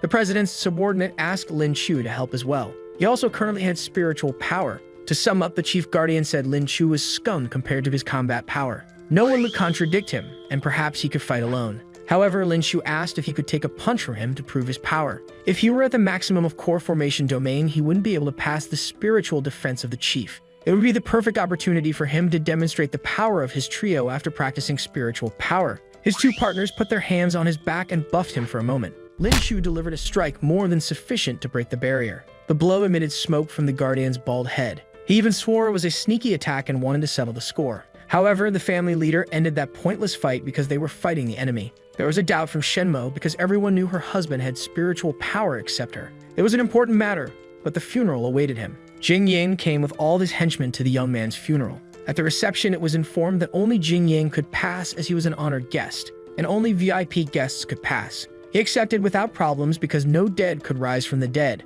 His eyes focused on Shenmo, who was dressed as a widow. The Shen family's performance was of the highest quality. Jing Yang was also an Oscar-worthy actor because he was honoring Lin Chu, but inside he wished he never returned. Lin Chu, inside the coffin, just started talking and scared Jing Yang. Immediately, he looked at the Shen family to see if he was going crazy or not. Maybe it was just him going crazy because the dead are dead. Lin Chu continued talking inside the coffin and asked Jing Yang to join him. More questions were posed and Lin Chu wanted him to answer, but obviously Jing Yang wouldn't play along. Those words from the dead were codes not for Jing Yang, but for the Shen family to deal with the mess. The guardian charged. The plan began, and it was asked that all of Jing Yang's henchmen be captured by the family. They were shocked due to the henchmen not having control of the situation. Meanwhile, in the fight between the guardian and Jing Yang, he survived the charge, and more blows were exchanged. The president was also on site and didn't see much reason to act in the fight. The chief guardian could handle Jing Yang on his own. In her view, he had several times his spiritual power, so it would be impossible for him to lose,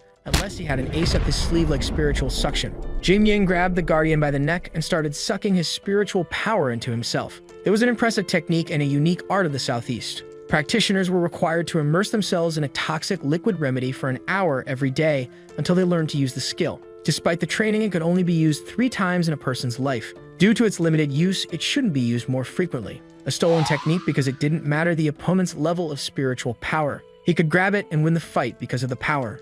It was a power capable of sucking all the spiritual power from his opponent. For the president, it wouldn't be a problem if she used that power to suck all the guardian's power. Her subordinate asked her to be more cautious as it could cause problems. After sucking the chief guardian, the man was even without glasses or a shirt. His energy changed to a new glow, and it could be a new form of cultivation. He would be able to leave the nascent soul domain and enter the outgoing domain. Given the situation, his spiritual power must have increased by at least 7 times. The compliment made the president angry enough to break her lollipop. She told him to trust in her abilities, saying she was the strongest president on the planet. Lin Chu activated his cultivator memory and asked her to be a bit more cautious. But she just activated the power of her spiritual goddess and transformed to fight against Jing. A cultivator in the outgoing domain could spend a period of 3 minutes within their soul beyond the opening form, so it wouldn't be advantageous to attack at the moment. Even with her immense power, the president took a hit from Jing that made her vomit. It was a problem because she even lost her white hair form and was back to her normal state. Until she returned to her normal form, there wasn't much they could do, so they had to wait for the minutes to pass. The Shen family was busy capturing the henchmen, but Shenmo was extremely worried about her husband's situation. Su-Won was ready to protect her master with her katana and her new spiritual power. The problem was that she wasn't capable against Jing Yang before, and now with his buff spiritual power, it would be even easier to defeat her. She might not be able to defeat Jing Yang, so Lin Chu would be the last line of defense. The president said he could use the spiritual energy of her goddess if he learned the necessary incantation. The woman offered to help him inside the coffin, as it would be a hidden technique. The two embraced and a blue aura began to flow through Lin Chu's body. He had doubts about what was happening because he even left his body and traveled as a spirit. They went to the presence of the goddess Rainier. She had warned beforehand that she should not go to her temple without being called. But given the situation, she had to go to the goddess's presence because she would be in danger if she didn't. She would accept any punishment the goddess wanted to give her. Lin Shu was surprised that the president's name was actually Rania. It was the name of a very recognized family in the world. She explained that they were attacked by Jing, who entered an outgoing domain state, but she needed to pass the goddess's technique to Lin Shu to defend against Jing. The problem was she remembered who the man was, but Lin Shu didn't remember the contrary. She was impatient and wanted to help immediately. They wanted to do dual cultivation as quickly as possible. Lin Shu obviously refused because a kiss from the woman had put him in a coma for a month. 10,000 memories were implanted in his mind, and since he wasn't stupid, he wanted to know who he really was in the past. The young man had 10,000 memories inside him, so he needed a call for them to make sense, and one of them to make the most sense. The goddess had an object in her mouth and would give it to Lin Shu to remember. The object would be useful for recalling an individual memory and isolating some power. It would also be a basic requirement for Lin Shu to use the goddess's power. He should take his name after using the object. In the living world, Su Wan was fighting bravely against Jing, but she was losing strength at that moment. Jing Ying asked how many times he had to warn her that the girl was not a problem for him. She might just be desperate to not let her master die, but he would eliminate him anyway. He tried to deflect a blow to Lin Shu, but the fight was still against Su. The villain began to get irritated with the girl and diverted an attack at her. The goddess said Lin Shu was truly important to the president because she sacrificed a lot to bring him there. The problem for the young man was that he needed to know the name of one of his souls, but there were 10,000 souls, and he didn't know the name of any of them specifically. He just needed to remember the name of his past soul, and then he would have the goddess's power. Jing Ying even mocked him being in a coffin and wanted to turn the fake funeral into a real one. Shen Mo and her friend entered the place and wanted to fight, but it wouldn't help much. Lin Shu was on another level of power, and anyone would have problems facing him. The only one who'd help a bit was Shou Hui, who carried the coffin away from Jing Ying. Until the man could get up, she would protect him. The maid managed to stop Jing Ying's blow for a moment, but would have trouble continuing the defense. He was surprised because he didn't know she had such power and speed. Moments before, she asked for help with a technique to increase her speed. It was the wind speed technique that could increase anyone's speed. Shou Hui wanted to use the technique to distract Jing Ying or to improve the Shen family's situation at that moment. It wouldn't be a problem for Rainia's subordinate to use it, so he just struck a blow. The technique lasted only 15 minutes. She was at her limit, so she just placed the coffin in the farthest place she could reach. Jing Ying soon caught up with her and grabbed her by the neck. In the goddess's temple, Lin Shu was trying to remember his old name, but it was extremely difficult. He was starting to get lost in thought, wondering why all the people inside him were successful. Jing Ying questioned why the maid was so dedicated to protecting her master. She and everyone else didn't want her master to die, so she would do anything to protect him. However, the villain was in control of the situation and managed to open the coffin. It was time to end the situation, and he threw Shou Hui away. The president and Lin Shu were in the coffin and took a powerful blow from Jing Ying. Still in the spiritual realm, he was trying harder and harder to find Lin Shu's old name. The goddess recalled a past memory where she was cultivating power with Lin Shu's reincarnation. She only said it wasn't a type of tax he should pay forever. The goddess destroyed that spiritual soul of his forever. Lin Shu remembered why the other 9,999 souls were successful in their respective fields. It was because they were all descendants of such a strong ancestor. He revealed to the goddess that he had remembered his name and also the moments he spent with her. She immediately asked him to remember the name and put an end to the situation. She was his love in the past and also the only person close to him. He was a supreme immortal, an ancestor of many souls, also known as Wang Hun. Jing Ying was about to finish off Lin Shu and put an end to the Shen family's maid. But Su Wan arrived immediately to help her friend and managed to hold her. Shen Mo also came to help, but both couldn't do much against him. Everyone did everything they could up to that moment. Finally, Su Wan fought against Jing Ying, but this time she lost power more easily. Her massive spiritual soul would never match an outgoing divine soul. He didn't want trouble with the girl. He would just let her live quietly at some point. He actually wanted to end Lin Shu. His problems weren't with the Shen family, but with the man who complicated his life. Shen Mo struck a blow at Jing Ying, but it didn't help much as he was extremely strong. She offered for him to return with the same power he had before to her family, but should leave Shu. Jing Ying didn't want power and didn't want money. He just wanted the girl with him. Obviously, Lin Shu wouldn't let his wife be taken, so he returned from the dead with new spiritual power. He gained new hair and a new aura that could rival Jing Ying or go beyond. It was time to test his new powers and put an end to the troubling villain. There was a joke in Jing Ying's eyes, who mocked the situation, but he only received a blow to the chest that threw him far away. He ended up on a rock and received slaps in the face from Lin Shu. Seeing the situation, he tried to escape with his devices, but Lin Shu didn't let him. Jing didn't want to die there, so he would reveal the moles in the Shen family. The villain gave a flash drive with evidence incriminating the Jing family, but in the future, he wanted a rematch with that opponent. It would be very useful for the Shen family to have that flash drive, but Lin Shu wouldn't let go of everything he had done so far. He struck a blow right in the middle of Jing Ying's chest. Lin Shu was lying to Jing Ying and had no deal regarding his integrity. He simply concentrated power and pointed at the adversary's face. He might be a powerful person, but he was not very pleasant in Lin Chu's eyes. Jing Yang, seeing the extent of the power, accepted his defeat. Better to accept defeat than lose his life.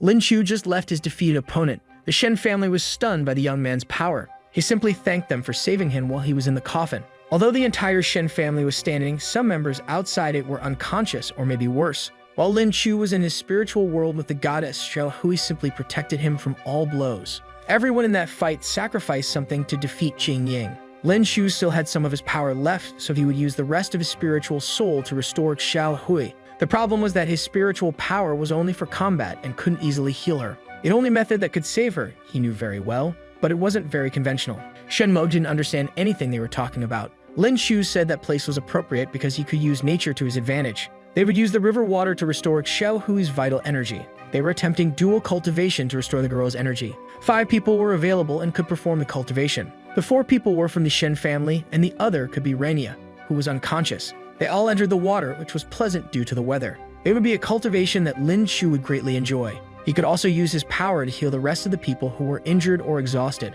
Shen Mo noted it was only because it was an urgent situation and she didn't want to lose her maid. She wanted to take the opportunity to learn what Lin Chu was hiding from her, such as why his power had suddenly increased. Obviously, Lin Chu hid his identity as Wei and just said he was practicing alone every day. Su Wan mentioned that practicing martial arts alone was part of it. Maybe Lin Chu didn't want to talk about this power due to fear of the Shen family or how they treated him. It was asked how Xiao Hui knew this information, but it was simple. She talked to Xiao Hui about everything. Shen Mo doubted her husband and how much he loved her. The genius just activated his death guru memory and managed to turn the situation around. At that moment, Rainier woke up from her sleep and saw that Lin Chu was with his wife. At the Shen family residence, the family patriarch was waiting for the couple. The defeat of Jing Yang was discussed even in the outgoing domain, all because of Lin Chu and all the help he received during the battle. The patriarch was surprised by how the fight developed and why the 2 people reached that power. The greater a person's potential strength, the more spiritual energy they could exert in the future. The family patriarch said that Lin Chu was good company for his daughter.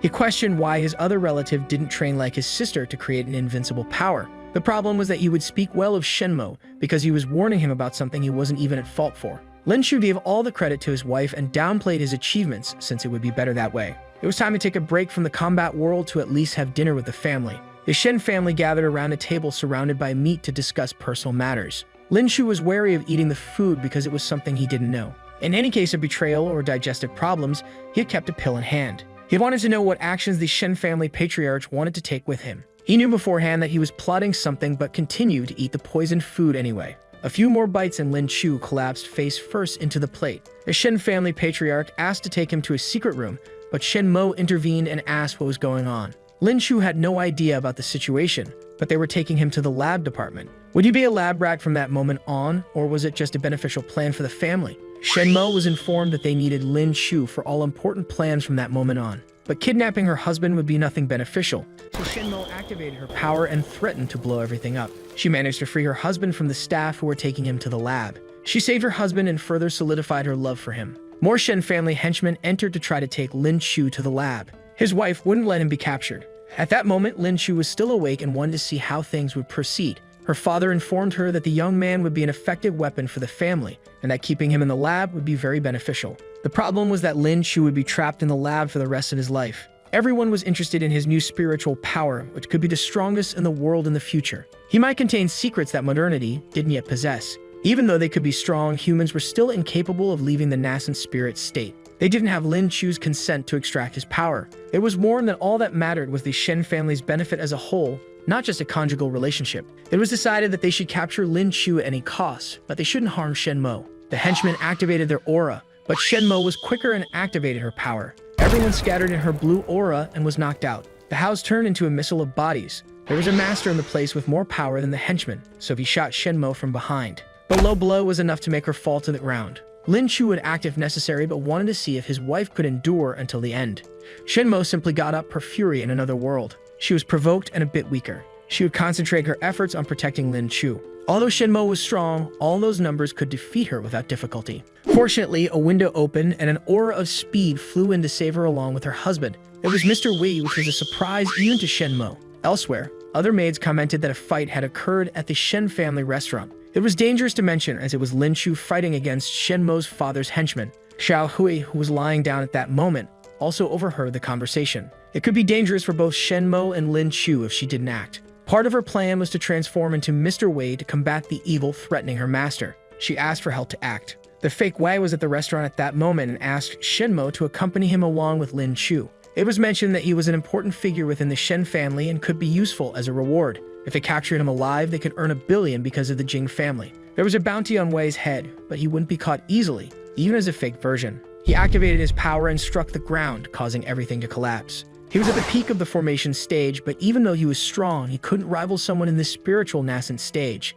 However, Mr. Wei could use some technology to his advantage and equalize the powers. He grabbed a device and placed it in his hands. When he pressed the button, no explosion occurred. Only smoke filled the environment, perfect for escaping the location. It wasn't anything magical, just a smoke bomb. They escaped through the window, but would be followed for a while. The master on site wanted to go after them, but there was another bomb planted. The fake Wei planted 360 bombs and detonated them after he managed to leave the location. They went to hide in the Chumo Hotel, an unknown place until then. It wasn't an ordinary hotel, as it was Lin Chu's hotel, with staff who could be of help. He wasn't just a combat man, he could also handle business. He entered the presidential suite to protect his injured wife. Although she didn't have serious injuries, she needed to rest a bit until she woke up. Shen Mo woke up, saw her husband alive and standing, and was startled. He joked about the situation, saying he was glad to see her well. Shen Mo was concerned about what had happened to the people at the Shen family mansion. Lin Chu just informed her that she was safe because it was his territory. She had a fever and needed an injection or medicine. He had a syringe in hand. However, obviously, Shen Mo didn't want to be injected immediately, so she refused the offer. He wouldn't betray his wife by injecting her. The problem was that he needed his wife, so he waited for the right moment to inject a beneficial drug into her arm. It hurt enough for her to bite Lin Chu's shoulder. The one actually feeling pain was him. The medical treatment was interrupted. Xiao Hai entered the room and talked about the food. Lin Chu said the food would be eaten later because Shen Mo was still hurt and needed more sleep. Seeing the two, the maid was a bit upset. She liked Lin Chu and wanted him to go further. Surprisingly, Lin Chu took her hand and led her to a more important place. The girl asked why they were in her room. Lin Chu just wanted to put on a new outfit, but the action made Xiao Hui a bit uncomfortable. He wanted to put on night clothes for a nighttime operation. The two needed to be disguised as they were currently fugitives. The Shen family was focused on disarming the bombs. Xiao Hui and Lin Chu were disguised as ninjas waiting for the right moment to detonate the bomb. A button was pressed and bombs exploded everywhere, detonating the entire Shen family. It was the ideal moment for them to enter a secret location and see what was happening.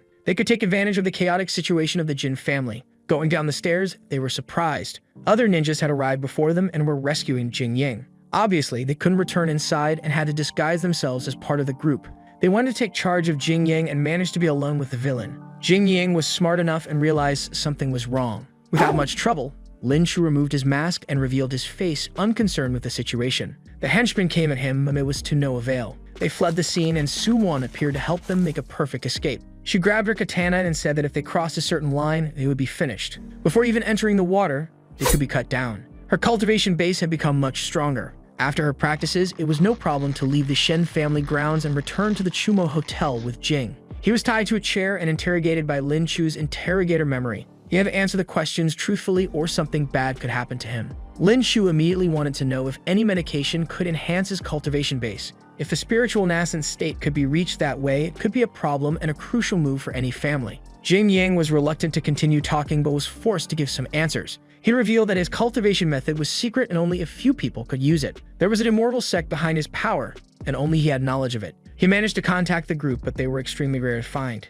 He got them to come to his natural habitat by making a deal. They went to his home and accepted him as a disciple to pass on their secret knowledge. Lin Chu asked why he wasn't teaching his teachings right then. Jing Yang informed him that it would be a problem to teach what he might manage to do. It was expected that only the immortal sect could do it. There were spies within the family and secret groups might be forming. The Jing family had a way to use spiritual power as energy. If they could use spiritual power as a new source of electrical energy, it could change all global relations, especially if Jing Yang got his hands on the power. He could be the most important man in the world. He simply wanted to combine technology with spiritual energy. Lin Chu used his memory to tinker with his phone and managed to create a powerful aura around himself. Then he confirmed that spiritual energy could be used as energy. The spiritual energy could indeed be used as a form of energy, and this information was a surprise for the villain. He was very doubtful of who the man in front of him really was. Lin Chu was just a person with the company of thousands of memories in his head. He returned to the presence of the maid and asked where Shenmo was. She was still sleeping, but dinner was already prepared at that moment.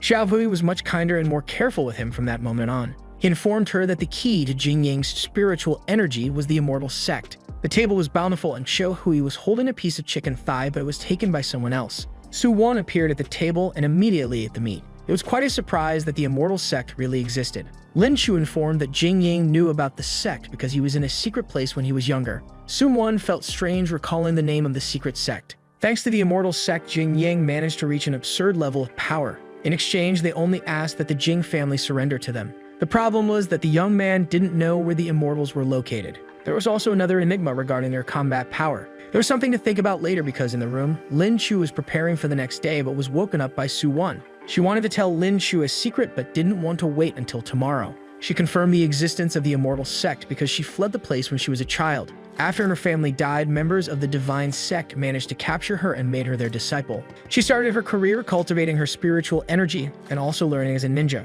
The problem was that she was curious and discovered that her parents were killed by the same sect that accepted her. Seeing such a talented child with cultivation power, it simply killed her parents and she escaped. Lin Chu would definitely avenge her and bring chaos to the sect. They were talented, and it would be a problem to face them directly. Su Won was almost reaching the outgoing domain state to bring some relief. If she remained in the spiritual nascent state, it would be a problem to face the assassins. The girl wanted Lin Chu to teach her how to leave her state and become stronger. Su Won couldn't wait for Lin Chu to teach her new form of power, so they started training in the room. She managed to reach the outgoing domain. Lin Chu was shocked and asked how he had gotten into that situation. Due to the new stage, Su Won left her body and reached her new power. At the same moment, Shen Mo woke up and asked if there was someone else with them. The protagonist improvised and threw his wife onto the bed. It was the perfect opportunity for the other woman to leave the room. After Su Won left, she informed the staff not to let anyone else enter the room. The employee was left puzzled. In the Jing family, there was confusion. Ying's father was furious with his employees, blaming them for his son's absence. He had the option to contact the immortal sect, so he used his ticket to make a spiritual call. A sect member appeared, already complaining about being summoned without warning. There should have been a payment before making contact. But it was an urgent situation for the Jing family, so he stayed to hear the proposal. He saw that it would be difficult but would require an extra payment as the mission progressed. He flew over the city. He began analyzing thousands of people and millions. He entered each of their memories. Additionally, he could enter any place. Back at the hotel, they discussed their current resources. They had gathered enough resources for the operation to destroy the Jing family. Su Won entered the room, announcing she was prepared to take down the mortal sect. It was also an important way to test how strong she had become with her new spiritual energy state. She was stronger and more confident. Lin Chu asked for help with his Wei costume because he would make an official media announcement revealing his appearance. Within the divine sect, a past memory was recalled. A young man had found the area he wanted to specialize in. He would be able to carry out his individual tracks within that function. He had cultivated for 20 years in the mountains for that moment. On all televisions and virtual billboards, Mr. Wei was going to make an announcement. He began by saying he was the author of successful books and had an important announcement. He was a quality novelist who surprised everyone with the information. People remembered reading Mr. Wei. He also informed that he used spiritual energy and warned that it was immense power, but not everyone could use it, or was a lie. Using his spiritual energy, he activated his orator memory. He mentioned crucial information that everyone was being deceived at that moment. In the body of a girl, the divine sect member wondered who the man he saw was. Mr. Wei stated that it was a practice everyone had the capacity to learn. He said that within his work, there were methods to learn spiritual energy that could change people's lives. It was an insane move by Mr. Wei, as it could completely change who held power or not. He'd also revealed why spiritual energy was being hidden. It was because there were people and groups controlling the spiritual power, and he complained about the situation. Mr. Wei hoped people would join him, and together they could be an unstoppable force. He empowered people and established an even more powerful figure for himself. Lin Chu blamed the Jing family for keeping the information hidden even more. They censored the information about spiritual power that could change everyone's lives. He asked people if they would let the situation continue as it was. And he did his personal marketing, urging everyone to open his web novel to see how their lives could be changed. He managed to cause a feeling of repulsion and chaos. He informed people of the initial steps to gain spiritual power, and some were already able to use it. Ordinary people were coming off trains with auras and incredible speed. He imagined how great that revolution could be and how society could evolve. The divine sect member was surprised that there was a more formidable person than him in that world. He needed to get Mr. Wei before continuing his personal plans. Inside the Jing family residence, the father was furious and broke a table. The anger was because the sect member he had asked to resolve the situation was asleep and discovered the information too late. A person entered the room and informed them that they had found Mr. Wei's location and were ready to end him. If they captured him, they would earn $1 billion in cash. The city had 30 million people, and the information was a valuable resource. Some people loved Wei, and others hated him even more. Su-won appeared in the building, but she shouldn't have been there. It could be dangerous for her, but she affirmed that she could help given her new power. Lin Shu asked if she was worried about him, but she lied, saying she was worried about losing her training partner. She was also excited to demonstrate his current power and see how the goddess's power would help him. It wasn't just Su-won's power that improved in the spiritual training practice the previous night. Lin Shu would take the lead in the situation and be very quick. Warriors fell from the sky to fight Mr. Wei. All the richest families in the area were after him and demanded his head. Wealthy families like the Jing have always kept an eye on them and shielded them from information about spiritual power so they didn't know about it. Besides profiting from their work, they tried to deceive them by saying that this power came from heaven. Now it was time to cultivate this power and become the true masters. People are angry about what these influential families have been doing all along. On the phone, there were instructions to cultivate spiritual power, focusing all the Kai in the elixir field. It doesn't take long for people to start experimenting on their own bodies with those tips. A man is happy because he also discovered that he has spiritual power. The train's chime announced they had arrived at the station and should prepare for disembarkation.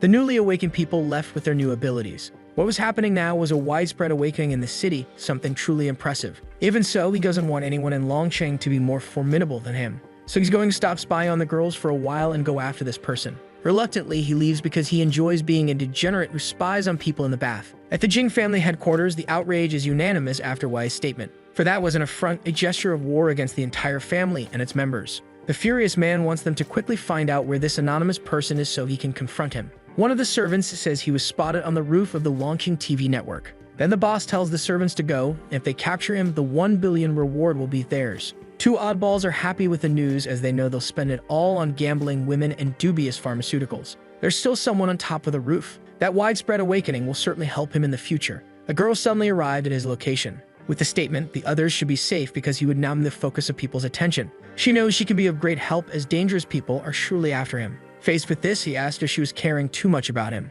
But she says no, that she just wouldn't want to lose someone who helped her so much in training. However, he still hasn't used the lending technique, so there's no one in that realm who can subdue him. Not to mention he needs to show a fraction of his power to these people so they can grasp the magnitude of his talent. And the last time they cultivated together, he became much stronger. The girl says she'll watch from afar and hopes everything goes well for him. Time passes for a few moments. In just a few minutes, some cultivators have arrived on the rooftop. They are facing Wei ready to fight. All the powerful families want him, and there's nowhere to run from that. With a mocking smile, he asked the fools why he wasn't too keen on running away. Now they're all exactly where he wanted them to be. At the Jing family headquarters, the boss is angrier than a loan shark getting stiffed. The fool who was spying on the women finally returned to his body. As soon as he realized the man had woken up, the boss reprimanded him because everyone had seen Wei's statement. But the energetic thug says this isn't about his son, as it's not just that family that was doing it. All the immortal sects are involved in this mess. That guy isn't just an enemy of this family. After what he did, he's an enemy of everyone in the hidden divine sect.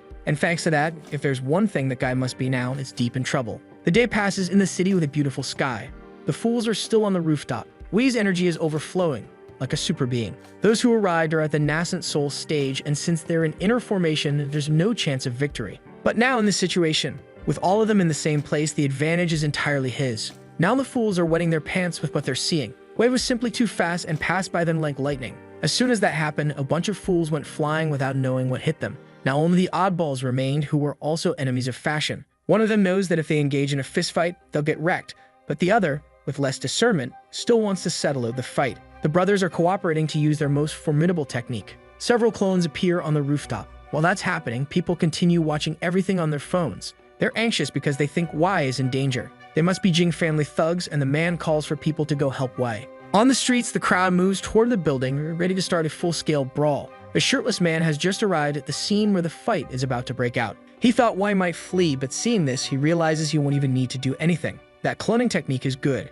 and he himself has a hard time overcoming it. Wei performs his spell with his hands. The shirtless man noticed that it's at the level of the immortal realm. It didn't take long for Wei to capture the fashion enemies with his hands. What he was showing them was power, raw power. Tricks like theirs wouldn't even fool a child, let alone someone as strong as him. With a fool in each hand, he began spinning them rapidly, just to see what would happen to them. Watching all of this, the shirtless man knows he's a level below and couldn't do anything either.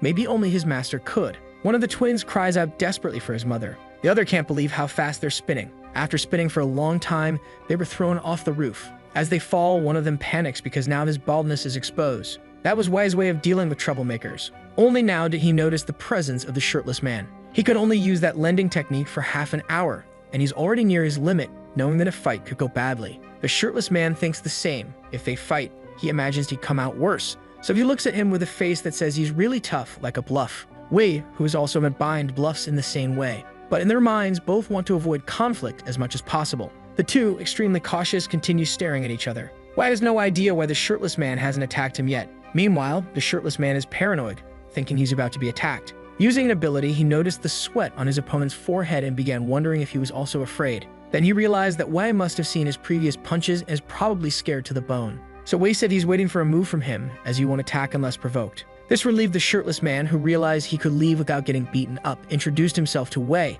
and asked where he got that immortal realm technique. Faced with this, Wei realized he could exploit this opportunity, making the shirtless man believe that Wei is far superior to him. Now Wei asks who said he was only in the immortal realm. This simple statement made the shirtless man sweat so much that it's now understandable why he doesn't wear shirts. If Wei is in the forging realm, only his master could handle him. He quickly turned his back, thinking that young ones shouldn't meddle with elders. To Wei's relief, as in his current condition, he wouldn't be able to win at all. As the shirtless man leaves, several people arrive, saying they were there to help him. They saw everything on the internet and are willing to beat up this guy just to make Wei smile. Because what those families are doing is dishonest, and their true enemy is the people. This noisy and untimely appearance left both of them annoyed. The crowd's leader rallied the masses to cheer for Wei. Then they began shouting, ready to fight. Now it seems like Wei needs to fight, but he doesn't know what to do. And the shirtless man can't run away now, as it would disgrace the divine secret sect. Since things have reached this point, he hopes not to offend Wei. Faced with his power, the crowd realized this was no ordinary fight. Now Wei realized that the shirtless man is quite strong.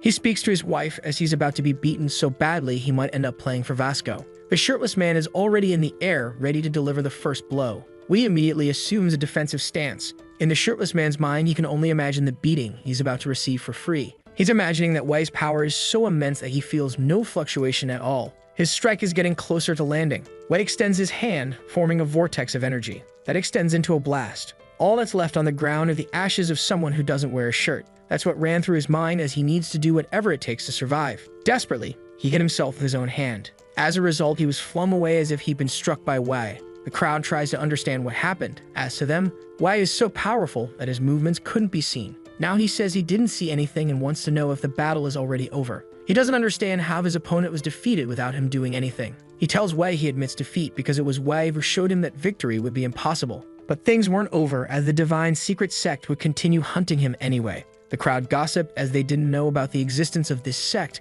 much less that Wei was so powerful. After saying goodbye, the shirtless man quickly made his exit. He had finally left, much to Wei's relief. Now the crowd is all prostrated as they want to become his disciples. It's a strange request, since they don't know him and know nothing about him, that they want him as their teacher. But they are grateful for teaching them how to awaken. Besides, he's powerful enough to repel someone from the divine secret sect. Since they awakened in such a short time, they might be of great help in the future, so he accepted them as disciples. After that, he began to take something out of his coat pocket. He shared a magical weapon with them. Through it, he would share cultivation techniques with them, so they should keep it safe. In each of their hands, a mysterious phone appeared. One of them wants to know the name of their sect. Wei proudly says they are the 10,000 Souls sect.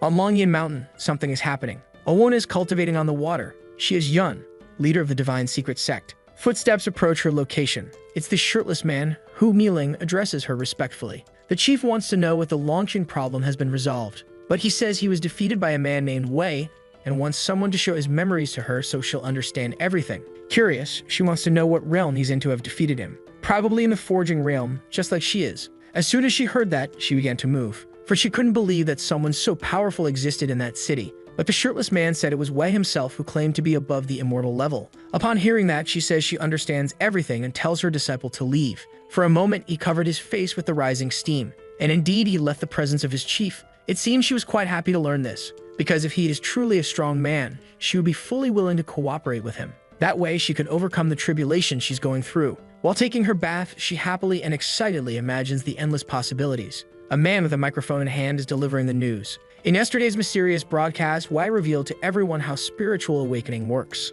Even so, the Jing family launched an attack against him almost immediately, but Wei managed to fend off all his aggressors. After sharing the truth, Wei is the true hero of that city. People want to boycott the Jingxi group for deceiving them. After that statement, the family's reputation was being destroyed. Now the group is facing resistance in various negotiations, and the money is starting to dry up. The boss wants to know if they have any solutions to this complicated situation. Only if other companies help them, but they certainly don't want to get involved in this. Faced with this, their only hope is an emerging business group. The boss is happier and wants to know what company that would be, to which the employee says it's the Chumo Group. Weird name, he thinks, seems to have no meaning. Meanwhile, at the Chumo Hotel, things are wonderful. Wei is getting shoulder massages comfortably. An employee says the boss needs to follow his own instructions, as they're not stopping their growth. They're only behind the top 4 in the city. This is definitely good news to hear. Wei held the woman's hand affectionately. Because you would like to ask her a favor. Xiaohui says she'll do anything except that. Upon hearing this, he'll take those words as a promise from her. Looking at the employee, he told him to settle the company's accounts as well as the manual he wrote. From now on, the girl would be the CEO of the company. In the presidential suite, the window offers a view of the sky. He sleeps comfortably in the company of a lovely woman. Beside the bed, there is another woman. He slowly begins to wake up because he felt something happening. The girl's knee is resting on the bed. Even his sleeping face is beautiful, as he was chosen by the gods. But Wei didn't like being woken up. He just wanted to rest peacefully, but people keep disturbing him. Now the lovely woman is jealous because he mentioned people in the plural. So he told her to be quiet, as there's another woman still there. Once morning comes, they'll talk. But the blonde wants Shenmo to see her man being stolen. Now the brunette is awake too. Wei is desperate and says he has nothing to do with this woman. However, the brunette seems to be quite calm about everything. She says that Wei belongs to the gods and cannot be hers alone. This is not a normal reaction, and he imagines something has happened to Shenmo. Now the blonde fiercely advances on him. With her abilities, Wei is completely defenseless.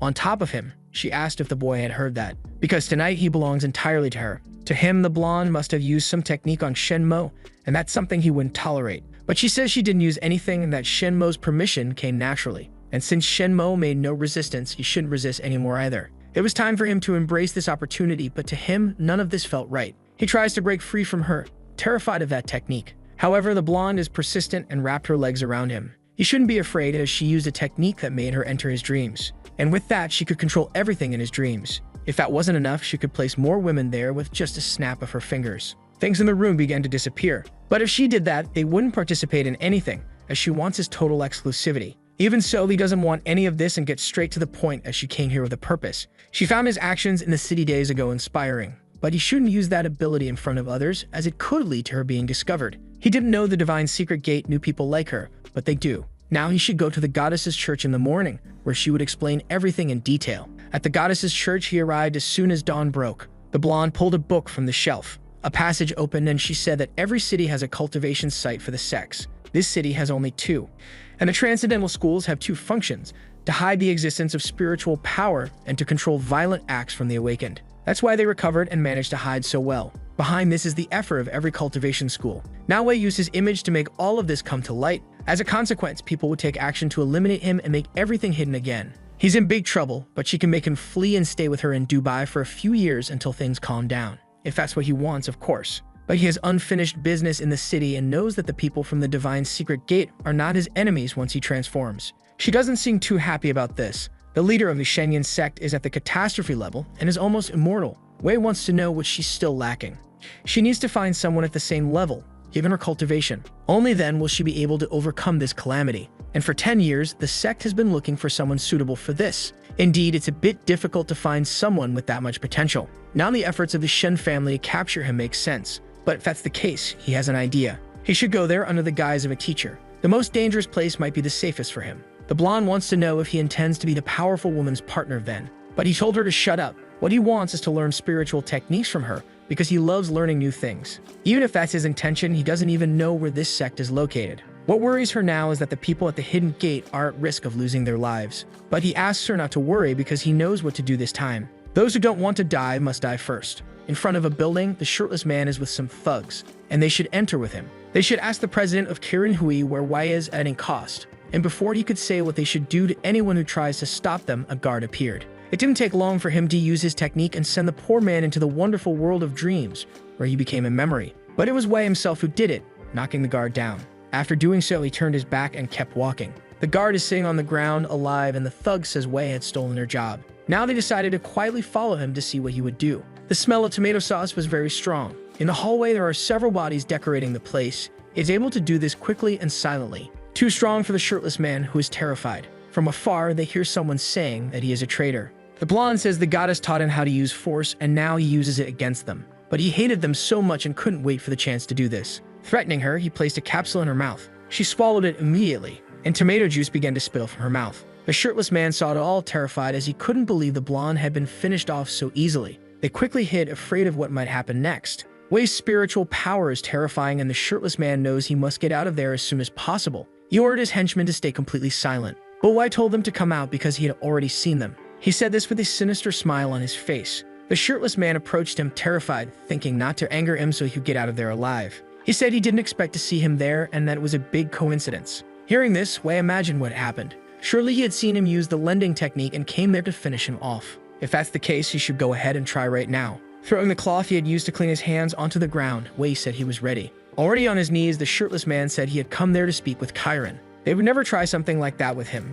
But the thug knew the mission was to eliminate anyone who tried to stop them. Wen wanted to know where his master was, as she should have come with him. Making excuses, he said she had sent them ahead. Using an ability, Wei knew that was a lie. If he kept lying like that, Wei would have to finish him too. The shirtless man had no idea how he was discovered and said the chief just didn't want to come. She was facing a barrier to transcend her realm, needing to stay in hot springs to avoid losing control of her progress. And that's what she had been doing all this time. That's why, even with all of this, she hadn't come, he thought. He quickly asked for the chief's location. This was great for the shirtless man, as the chief would take care of him. He said there was an enchantment around their school that prevents intruders, and he asked his companion for his jade medallion. The jade piece would allow him to enter and guide him once he was there. In exchange for their cooperation, Wei allowed them to leave the place. They left in a hurry, grateful to be alive. As soon as they were gone, the blonde stood up as if nothing had happened. She said his acting was excellent, just as expected from her man, and that Xingqian must be terrified of him. Now it was only a matter of time before he dealt with those people, and the blonde wanted to know if he was really going to meet the chief.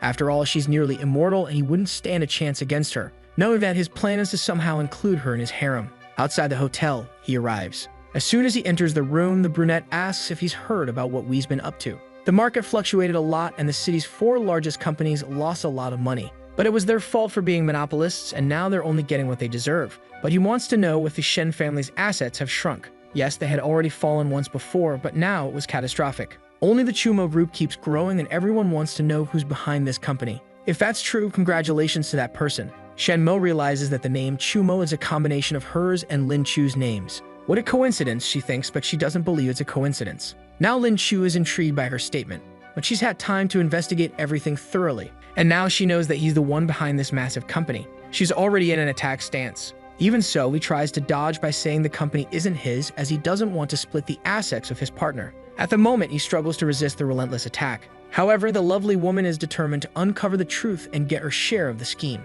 She says the company's initial funds were from the card she gave him. Even the Chumo hotel manager treats him too well, and that's a bit suspicious too. Faced with these facts, she's already upset that he won't confess that he owns the company. After that pressure and hearing superficial facts that would hardly prove anything in another situation, he decides to confess. Besides being the owner of this company, he is literally a billionaire. This left the lovely woman very upset, as he had lied to her once again. However, this particular lie shouldn't be a reason to cry. Even though they know his Huijin pill has been restored, he keeps lying. And now she thinks that others must already know the truth, and she believes she was the last to find out. Now it's his turn to use his charm to justify himself and keep lying in the future, confidently. But the lovely woman says there's nothing left to explain, that he doesn't treat her like a wife, and that's the real problem. Because the last time he asked her if she saw him as a husband, she thought deeply about the subject. She had changed a lot from who she once was, and there were things she did only for him and no one else. And to protect him, she picked a fight with the family she grew up with and formed bonds with, that he doesn't seem to see the sacrifice she made. Her comment hit hard. With charm, he says things aren't how she thinks. Trying to make up for the string of lies, he tells her he has a surprise for her. After all, her mood hasn't been great these past few days. He knows she's been thinking about the losses the Shen family has been accumulating. He knows that despite everything that has happened, she can't let go of her family. And the Chumo group was created as an alternative so the family wouldn't go bankrupt. He just didn't want to explain this to her before. He did it to put an end to her worries because, after all, everything he does is to make his wife happy. After hearing this story, she seems to have believed him completely. Seeing her cry, he was surprised, but the lovely woman said she should never have doubted him for a moment. He really is so kind to her, letting her clothes fall strategically. She says she's very moved by everything she heard. After being married for so long, it's time for her to do something nice for him. It's time to wake up the whole building and make the people jealous. After disturbing the neighbors with a session of inexpressible and untranslatable sounds, they're still awake. The lovely woman realized she was in trouble because the guy was more awake than a child who ate a pound of sugar. Energetic as a bird, he's still wide awake. He said he wasn't even a bit sleepy. Now he's truly exhausted and drained, as a married man should be after fulfilling his marital duties. He's so worn out that his eyes can barely open fully. In fact, the lovely woman noticed he had to use the help of his spiritual power. But he just wanted to see if energy transmission was better in that specific situation. It had nothing to do with his lack of virility. And indeed, she transcended her realm during the session to wake up the building and make the people jealous. It's no surprise that this used to be common. Transmitting energy this way is quite efficient. And now the two of them have gained a lot and more than her. If he does this with more women, his father will be furious. But soon his conscience weighed on him because he couldn't do that to Shenmo. These seemingly stupid ideas are a reflection of memories that aren't his, and sometimes he feels like he's not himself. Now he thinks this is Eva's doing, as reminding him of the past has caused these new thoughts to surface. Shenmo is now at her family's headquarters. The girl is very well dressed. A background character says she's very bold to come here after everything that happened. She says the situation is serious and she doesn't have time to deal with clowns. The problem was the large investment they made in Longyuan, but there's no research on how to use spiritual energy as a traditional energy source. And the man said other companies have tried that and none have succeeded. However, she knows someone capable of doing it, but he needs to have control over the Longyuan company.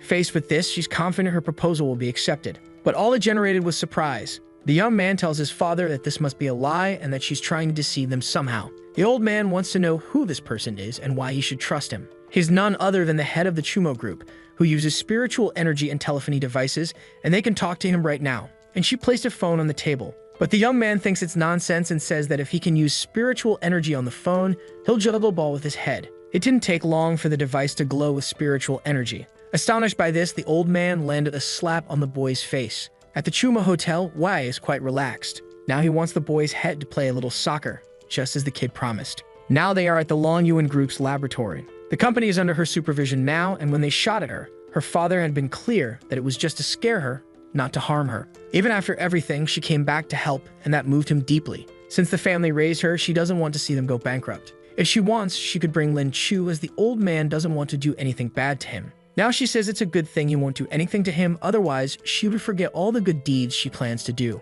And about that, she's very resolute. The old man promised he wouldn't do anything, as the scare he received was brutal. She leaves their presence. The kid thinks it's an affront and that she should value the family more instead of siding with a stranger. But the old man is already furious about another situation. Because if the kid weren't so incompetent, things would be different. Shenmo worked hard to get where she is, and he should learn more from her. Now that she's in charge of the company, she wants to know when he's going to the lab. He's not going there anytime soon, knowing that the Shen family will be watching too closely, and he's not too keen on making things easier for them. His strategy is to create a secret lab there, with an amusement park on top as a distraction, and he plans to use the Shen family's money for it. The secret entrance will be a haunted house that will scare off any troublemakers. This really pleased Shenmo. While they were talking, a woman arrived with good news. Lin Chu's plan had worked very, very well. Jingxi's stocks dropped once again. Shenmo wants to know what plan this is and why she doesn't know about it. Now it's time for the man to explain himself, once again. He wanted to position this company as an enemy of the people. It seems he has a good relationship with this other woman who knows things that his wife doesn't.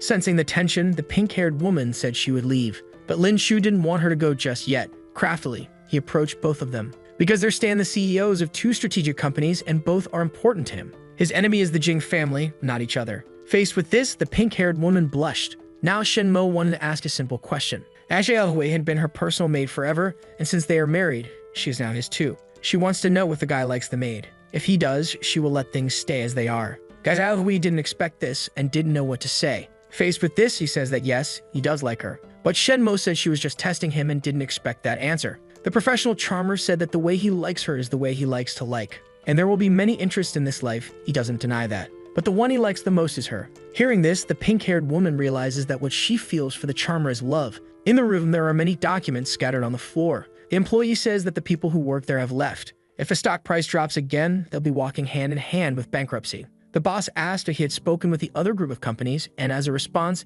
they would send someone to talk to him. Now he'll wait for that. The poor employee leaves the room, but the boss looks at him thoughtful. That why really cause a widespread mess in the city? The boss wants to know if that other person will just sit back and do nothing. From the shadows, a voice says that people all over the world are interested in spiritual energy, and she came immediately after handling things in another city. There's something she needs to confirm with him. Then the shadow took the glass from the boss's hand. She wants to know if he really plans to retire, because if that's the case, he should give her the Jin group. But as long as she finds his son and sends Wei to the afterlife, she'll leave Longxing. This is great because the shadow loves taking people out. Outside, life continues as normal. He thinks the boss wants him to do it soon. but his boss will understand that he's busy. The mysterious shadow is with him because she knows he's been in Wei's presence. Just follow him consistently and he'll find his target. Wei has the jade medallion he obtained and wants to know if the girl knows how to use that artifact. Just rub the symbol with your finger and you'll be taken to the gate. With that medallion, he will be taken directly to the center. Wei wants to know if she knows the master, but the girl says she knew the previous leader, who is no longer alive. He wants to know if he could beat her if he had help. The girl says he must be dreaming. His level is still too low, and if he fought her, he wouldn't last 3 seconds. But if he's available, they could train that night without any problem. Wei thanks her but says that he's already married. However, she only wants to help him cultivate, and marriage shouldn't interfere with that. The employee arrive and ask what his boss wanted him to do. His first test is to find all the psychic phones. Faced with this, the employee didn't understand a thing. But Wei says it's to test his spiritual aptitude, and with that, he'll define a new task. The shadow begins to emerge from the ground. The girl noticed this and was already prepared to act. Quickly, she used her dagger to slice up the emerging shadow. The pieces of the shadow gathered on the ground, and then spread out immediately after. It didn't expect to find someone strong there, and that was exciting. But she knows where the body is even if the shadow hides. It doesn't take long before she strikes again. Her sword strikes the shadow with force. A hand emerges from the shadows, praising the girl for being the first to realize there was a body there. It's just a pity that her blade was too slow. Wei wants to know who sent that short kid to him. The boy takes offense and says he's not that short, but that's irrelevant now as they won't live past today. The shadowy boy is fully engaged in his task. Looking at him, Wei analyzes the situation. The girl doesn't understand as something seems off. Not even the employee grasps the gravity of the situation. The shadow launches an attack toward them. It misses Wei, but hits his employee squarely. The short one doesn't care about what they say. Wei is frustrated and wants to know who he is and why he's attacking them. And he sends a bit of his power in the boy's direction. But Wei's actions would bring him danger and shouldn't be surprised by that.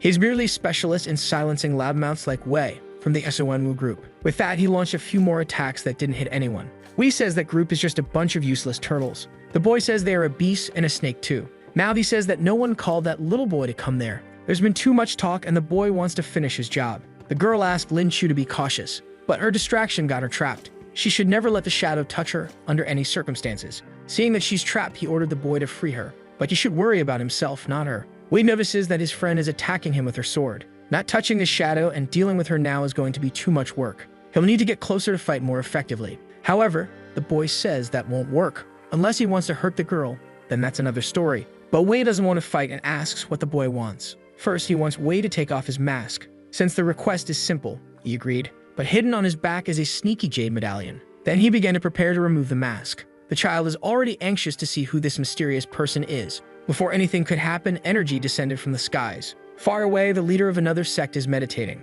It seems someone is using the jade medallion. It didn't take long for dust to rise from the ground and someone was summoned there. The boy was the one who arrived suddenly. Another person descends from the heavens, but she doesn't reach the ground. Wei falls into the arms of the leader. Now she wants to know who he is, and Wei says he's the man she's been thinking about lately. Upon hearing that, she quickly pushed him out of her lap, because she found the statement far too presumptuous. Hearing some footsteps nearby, she thinks of something. She says she received the medallion from one of her disciples and needs her help to deal with a dwarf. The dwarf got irritated at being called a dwarf, but he had orders to take Wei, and she wasn't supposed to interfere. Seeing that she had nothing to do with it, she decided not to get involved. To the dwarf, her inaction only helps him. His shadows approach with malicious intent. The creamy leader stands in front of Wei. The shadows are prevented from reaching both of them because of her. The dwarf didn't like this and told Wei to face him if he could. Wei says he can handle it, as long as the dwarf can reach him. Now the chief looks at Wei with disapproval after hearing that. Manipulating energy with one of her hands, she makes the boy levitate. Faced with this, the dwarf believes his situation just became less complicated. He thought Wei was stronger, but now he realizes he was wrong. He assumed Wei was at a higher level, and now he's disappointed. Curious about Wei's identity, he removes the mask, prompting Wei to act to avoid being discovered. Without the mask, the dwarf recognizes who he is. Lin Chu is a well-known failure, and with the Huygen pills, the Xuanwu family will be able to profit greatly. The chief overhears their conversation. The dwarf addresses her and bids her farewell. However, it seems she has other plans and is ready to fight. She hits him with a kick to the face. The impact sends him sprawling to the ground. The dwarf believes she wouldn't interfere. She says she didn't use her hands, only her feet. But this led him to threaten her, saying she would become an enemy of the Xuanwu group. She replies that if the dwarf wants, he can leave, but Wei stays. Now the dwarf wants to know if disagreeing means he'll have to fight her. But the chief says she will unlive him. This was unexpected, and he can't understand why she changed her mind so quickly. The doubt that lingers in her mind is whether Lin Chu is the man she had been thinking of. Now the dwarf is worried about the situation. Frustrated by the chief's sudden intervention, he becomes irritated as well. She reiterates that he's too presumptuous. With one hand, she begins to manipulate energy for a destructive attack. In that place, she has control over everything. Her spiritual energy surrounds her completely. The dwarf tries to defend himself as best he can. Behind them, she manipulates the shape of the water. Watching all this, Wei is impressed by her abilities. Even lightning is forming in the sky. The dwarf knows he's in serious trouble now, and the attack comes from the sky, aimed at him. Struck, the dwarf falls to the ground, powerless. Not far away, the shirtless man hears the sounds of the battle and calls his companions to come to their master's aid. Wei notices that more people are heading their way. Faced with this, he asks the woman for help to preserve his identity, but she has no reason to help him keep his secret. Wei says he knows she's looking for the Huygen pill to level up and that he could help her with that. If he's not helped, he has no reason to help her either. The disciples arrive and ask if everything is all right with her master. She reassures them, saying there's no need for concern, but she orders them to capture the dwarf and imprison him. Small bubbles of air start to rise from the water. Wei is submerged with no spiritual energy left from the battle and barely enough breath to stay hidden. The shirtless man wonders how an intruder got there, as the jade medallion is required for access. She doesn't know how it happened, but the shirtless man could investigate if he wanted. Meanwhile, Wei is on the verge of losing consciousness. The bubbles rise more rapidly. Seeing this, the shirtless man is intrigued, thinking there might be someone down below. The master says she's tired and that they should leave quickly before the shirtless man could say anything about the bubbles. Wei had finally reached his limit and could no longer stay underwater. Just as he was about to give in, the master noticed movement in the water. Wei emerges, gasping for air, but the shirtless man was still there and asked what that sound was. The master, almost out of her clothes, said there was no sound at all and that he should leave immediately. Finally, he apologized and decided to leave. On the other side, Wei is amazed by the abundance in front of him. Now this is what he calls her master. Once the shirtless man is gone, Wei tells her she can put her clothes back on, and so she does, covering herself once again. Wei apologizes for subjecting her to that just to keep hiding him, but she says she has long abandoned her passions and no longer cares about worldly morals, so we shouldn't feel embarrassed. However, Wei says that if she cultivates the Hanzong technique, it doesn't make sense that she has given up on those passions. But after coming this far, those things no longer matter. All she desires now is to become immortal. With the many memories he holds, Wei tells her that she's mistaken. He confides in her that he carries the memories of a monk who lived long ago.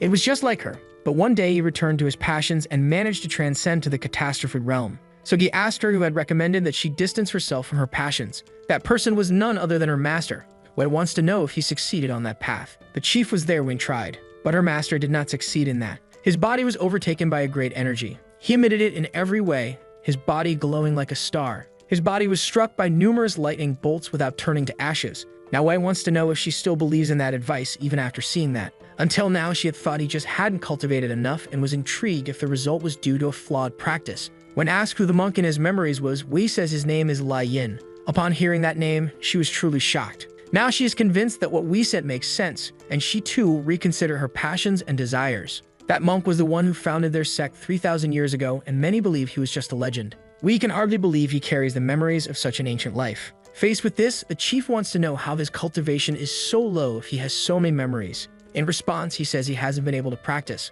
Only recently did he regain his ability to cultivate, and many of his memories are of people who were half immortal from birth. Their techniques confuse him, and she understood that. His proposal was for her to teach him how to cultivate, and in return he would satisfy her desires. But she hasn't felt the 7 primary emotions in a long time and doubts he could help her with that. Even so, Wei is confident that he can make her happy easily. She's still not convinced. He tells her to take off her clothes and sit in the water to send her energy to him and then collect it again. She begins doing so, keeping her clothes on. Thinking that he's going to use the pill, she says that even that won't make her happy. Already in the water, she starts following his instructions. Feeling her spiritual energy, he realized it was invigorating. Finally, the chief has a smile on her face. That type of energy made her feel really good. Wei looks at her and realizes it worked. She had smiled and he asked if she knows what happiness is. If that's happiness, she says, it's not much different from the peace she feels when she's calm. That's just the beginning, he says. He will still make her discover how things really work. He plans to make her feel in order happiness, anger, sadness, fear, love, and desire. The chief submerged herself in the water once again. Now dressed, she wants to know what he's going to do next. She asked if she should feel offended in this situation, but he's going to let the emotions emerge slowly since she's not familiar with them. Now it's time for her to fulfill her part in teaching how to cultivate. The chief looks at him with a bit of disdain. In another place, they're in the secret pavilion. The key to divine secret cultivation into his secret world. He has to enter the most hidden place in his heart, using the technique she's going to teach to channel his spiritual energy. This new technique is demanding a lot from him. Since this is his first time, all he needs to do is follow her energy. She's waiting for his energy to enter. Finally, it did, and this dialogue seems very familiar to him. The chief opened her secret world. Wei realizes he's in another place, an open field. In fact, it looks a lot like a prairie. She says that at first it didn't look like that, but she changed this world with a lot of practice. Desperate to abandon her desires, she made it purer and purer. His immediate curiosity is whether she likes green that much. And seeing that there was only one tree, he asked why there was only a single fruit. However, in the past, not even the tree or the fruit were there. It certainly appeared because of him. That statement left him surprised. The fruit must represent the emotion she had felt. If he continues to make her feel emotions, he assumes the tree will soon be full. Wei is excited, and together he hopes the tree will be filled with ripe fruits. The chief now wants to see his secret world to know what he thinks about daily. To do so, she grabbed his arm with one of her hands. She began to concentrate so they could enter his world. As soon as she succeeded, they both disappeared from that prairie. In his secret world, there are several buildings. The chief is impressed by what she sees. In that place, there are also many people. She wants to know why there are so many people there, and Wei says he is familiar with them and consults them frequently. This is curious, as she's never seen a secret world with so many people, and she wants to know how he did that. Then Wei states that there are nearly 2,500 souls of the 10,000 there, and he asks if she believes it. That's why his soul feels different, because he has this ability. Among the souls, someone notices that Lin Chu is there. A commotion starts as everyone wants to see Lin Chu. Now he's worried about the crowd suddenly wanting to see him. They are all excited to approach him. Before anything can happen, the chief pulls in with one of her hands. Wei doesn't understand the reason for the commotion, but she asks them to leave her secret world. But the souls say they don't mean any harm, only that he is necessary to fulfill a wish of theirs. Wei wants to know what that wish is. One says it's to find the best of all. Another wants to find the one who unlived him. And all of them want to fulfill their own wishes from when they were alive. In the middle of them is the monk who founded the chief's sect. Wei is a god and can't grant so many wishes like that. Since he's their host, he's their only hope now. She has no idea how all of them are in his soul, but there are certainly fragments of all those souls. The souls want him to come down and return to them soon. With so many fragments present, Wei needs to get rid of them if he wants to continue advancing. But Wei doesn't know how to eliminate distractions in that world. It's very simple, she says. He just needs to finish them off and allow them to finally rest. The monk, seeing the incoming attack, became distressed. A great explosion shook the place. Unlike the others, he says that for the souls that won't bring relief, a different spiritual energy begins to fill Wei's body. He had absorbed one of their spiritual energies. Doing this also increases his own energy. Absorbing all those fragments could help him. Faced with this, the souls revolt, imagining that not only will they not be helped, but they will be unlived again. She tells him not to worry, and the soul fragments represent almost nothing of the entire soul. Wei now has a sword in his hands. With it, he begins his advance toward the souls. Another massive explosion occurs. Lin Chu is on the ground, having absorbed more soul fragments. With that, he felt his spiritual energy increase significantly. It doesn't take long for him to be surrounded by the remaining fragments. One of them is immobilizing him. The sword he had falls to the ground. From above, the chief observes what's happening. She commands the fragment to stop attacking the host.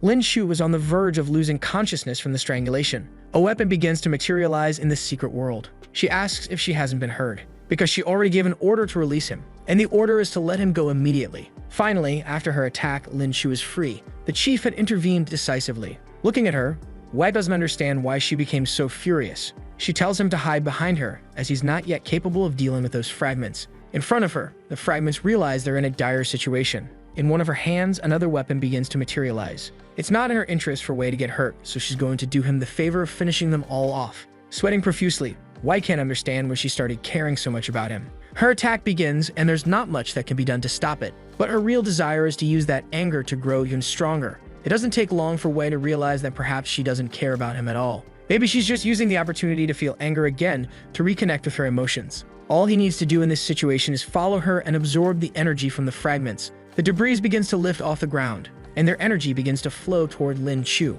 Meanwhile, the chief is fully engaged in her mission. There are still many fragments to be fragmented by her power. It had been so long since she had felt anger that she had forgotten how enjoyable it could be. Seeing her angry is quite different from the image he had of the emotionless chief. There's so much power flowing from her now. After this, Wei had enough spiritual energy to continue as he had reached the nascent soul realm. But this is only the beginning, and they must ascend to the Yuan-Yang realm. With her sword in hand, the chief prepares another massive attack. Lightning bolts descend from the sky of the secret world. The energy from the fragments is condensing even more. It's time for him to absorb all that energy. This is his first step toward the path of becoming stronger. Wei is completely focused on this. His eyes glow, filled with power. Outside the goddess's temple, the day is sunny. She rests in her bed. While sleeping, she sensed the energy of the Soul King. Finally, her beloved had awakened. With that, she could now plan her next move. With one hand, she's holding a small statue. Now it's up to that turtle to help the king fully awaken with combat experience. No matter how many female companions he may have, even if they are many and extremely desirable, because he is still not hers, not yet. When he fully awakens, monogamy will be invoked with force. Continuing with the practice, Wei managed to let his consciousness drift outside his body. His curiosity now is how much time he spent in this secret world. Since they began, a week had already passed. A week sitting without eating or drinking. Unbelievable. But in this secret pavilion, there's infrastructure to sustain life without issues. As soon as she finished saying this, Lin Chu's consciousness returned. He began to rise slowly. As soon as he stood up, he lost his balance and fell. At first, he felt like he had fallen on something soft and comfortable. He soon realized he had fallen on the chief, who was now also his teacher. Regaining his composure, he asked her to return to Dragon City with him, but she had no motivation to do so. In that time, he had made her feel two emotions, and if she goes with him, he will help her with the process. Hearing that, she agreed to accompany him. The next emotion would be sadness, and it would be a challenge to make someone almost immortal feel it. At the hotel, he announces his arrival. His wife had missed him, as it had been a week since she heard anything from him, but Lin Chu says it all happened very suddenly. The chief recognizes Shen Mo and realizes that they must have a good relationship, contrary to what rumors suggest. As the two women look at each other, Shen Mo wants to know who the stranger is. He introduced her as a master of a sect, making Shen Mo think that to him she's just another teacher. At the palace, a messenger performs his duties. The emperor wants to know why Xuening hasn't returned yet. This is Emperor Xuanwu, surrounded by servants. A woman approaches, saying there's no news yet. If he hasn't been captured yet, it's likely that he's no longer among the living. However, the emperor doesn't believe there's anyone powerful in Dragon City. To her, it's possible that Xuening was defeated by Wei. She speaks with authority because she possesses abundant moral and ethical qualities. If that's the case, it would be wonderful. Faced with this, the emperor would like to know if she's interested in going. Even with her skills, it might be a difficult task, but she makes it clear that the dwarf is nothing compared to her, because unlike him, she knows how to use her head to devise strategies. At the headquarters of the Jingxi group, the boss is still meeting with people. Mystic is standing in front of him now. He wants to know how she managed to enter so easily. As long as she disguises herself as a servant, no one can stop her from entering. Now that she's there, she wants to know where Wei is. The boss is furious that his son is still missing and his company is failing, but she has a way to help him find his son. Those words made him extremely enthusiastic. However, he would need to sacrifice a bit of his pride. In the suite, Lin Chu is catching up on affection with his wife. Since he hadn't seen her in a week, there was much to be updated between them. In the middle of their embrace, the pink-haired woman appears to deliver some news. She has a message for Lin Chu that demands his attention. Now they are in Jingyin's room. On her tablet, she shows him a recording. It's the boss saying that he's bankrupt and that he declares his defeat to Wei. But there is still something he is interested in. He begs for his son to be returned, because he is still so young. And before the message ends, the pink-haired girl pauses the video of his declaration. She wants to know if they're going to return the son to his father now. Since he no longer holds any value for them, it doesn't make sense to keep him imprisoned in the hotel. But he knows Wei's identity, and that could cause problems. Even if he knows that Lin Chu has a way to deal with his memory now. Using his abilities, he begins to hypnotize the young man. After absorbing the fragments, his memories have become clearer, giving him greater proficiency in his techniques. During the hypnosis, he counts down to induce the young man into the trance. The command is that once he wakes up, he will forget everything about Wei's identity. The young man's eyes become hollow and his mind embraces the command.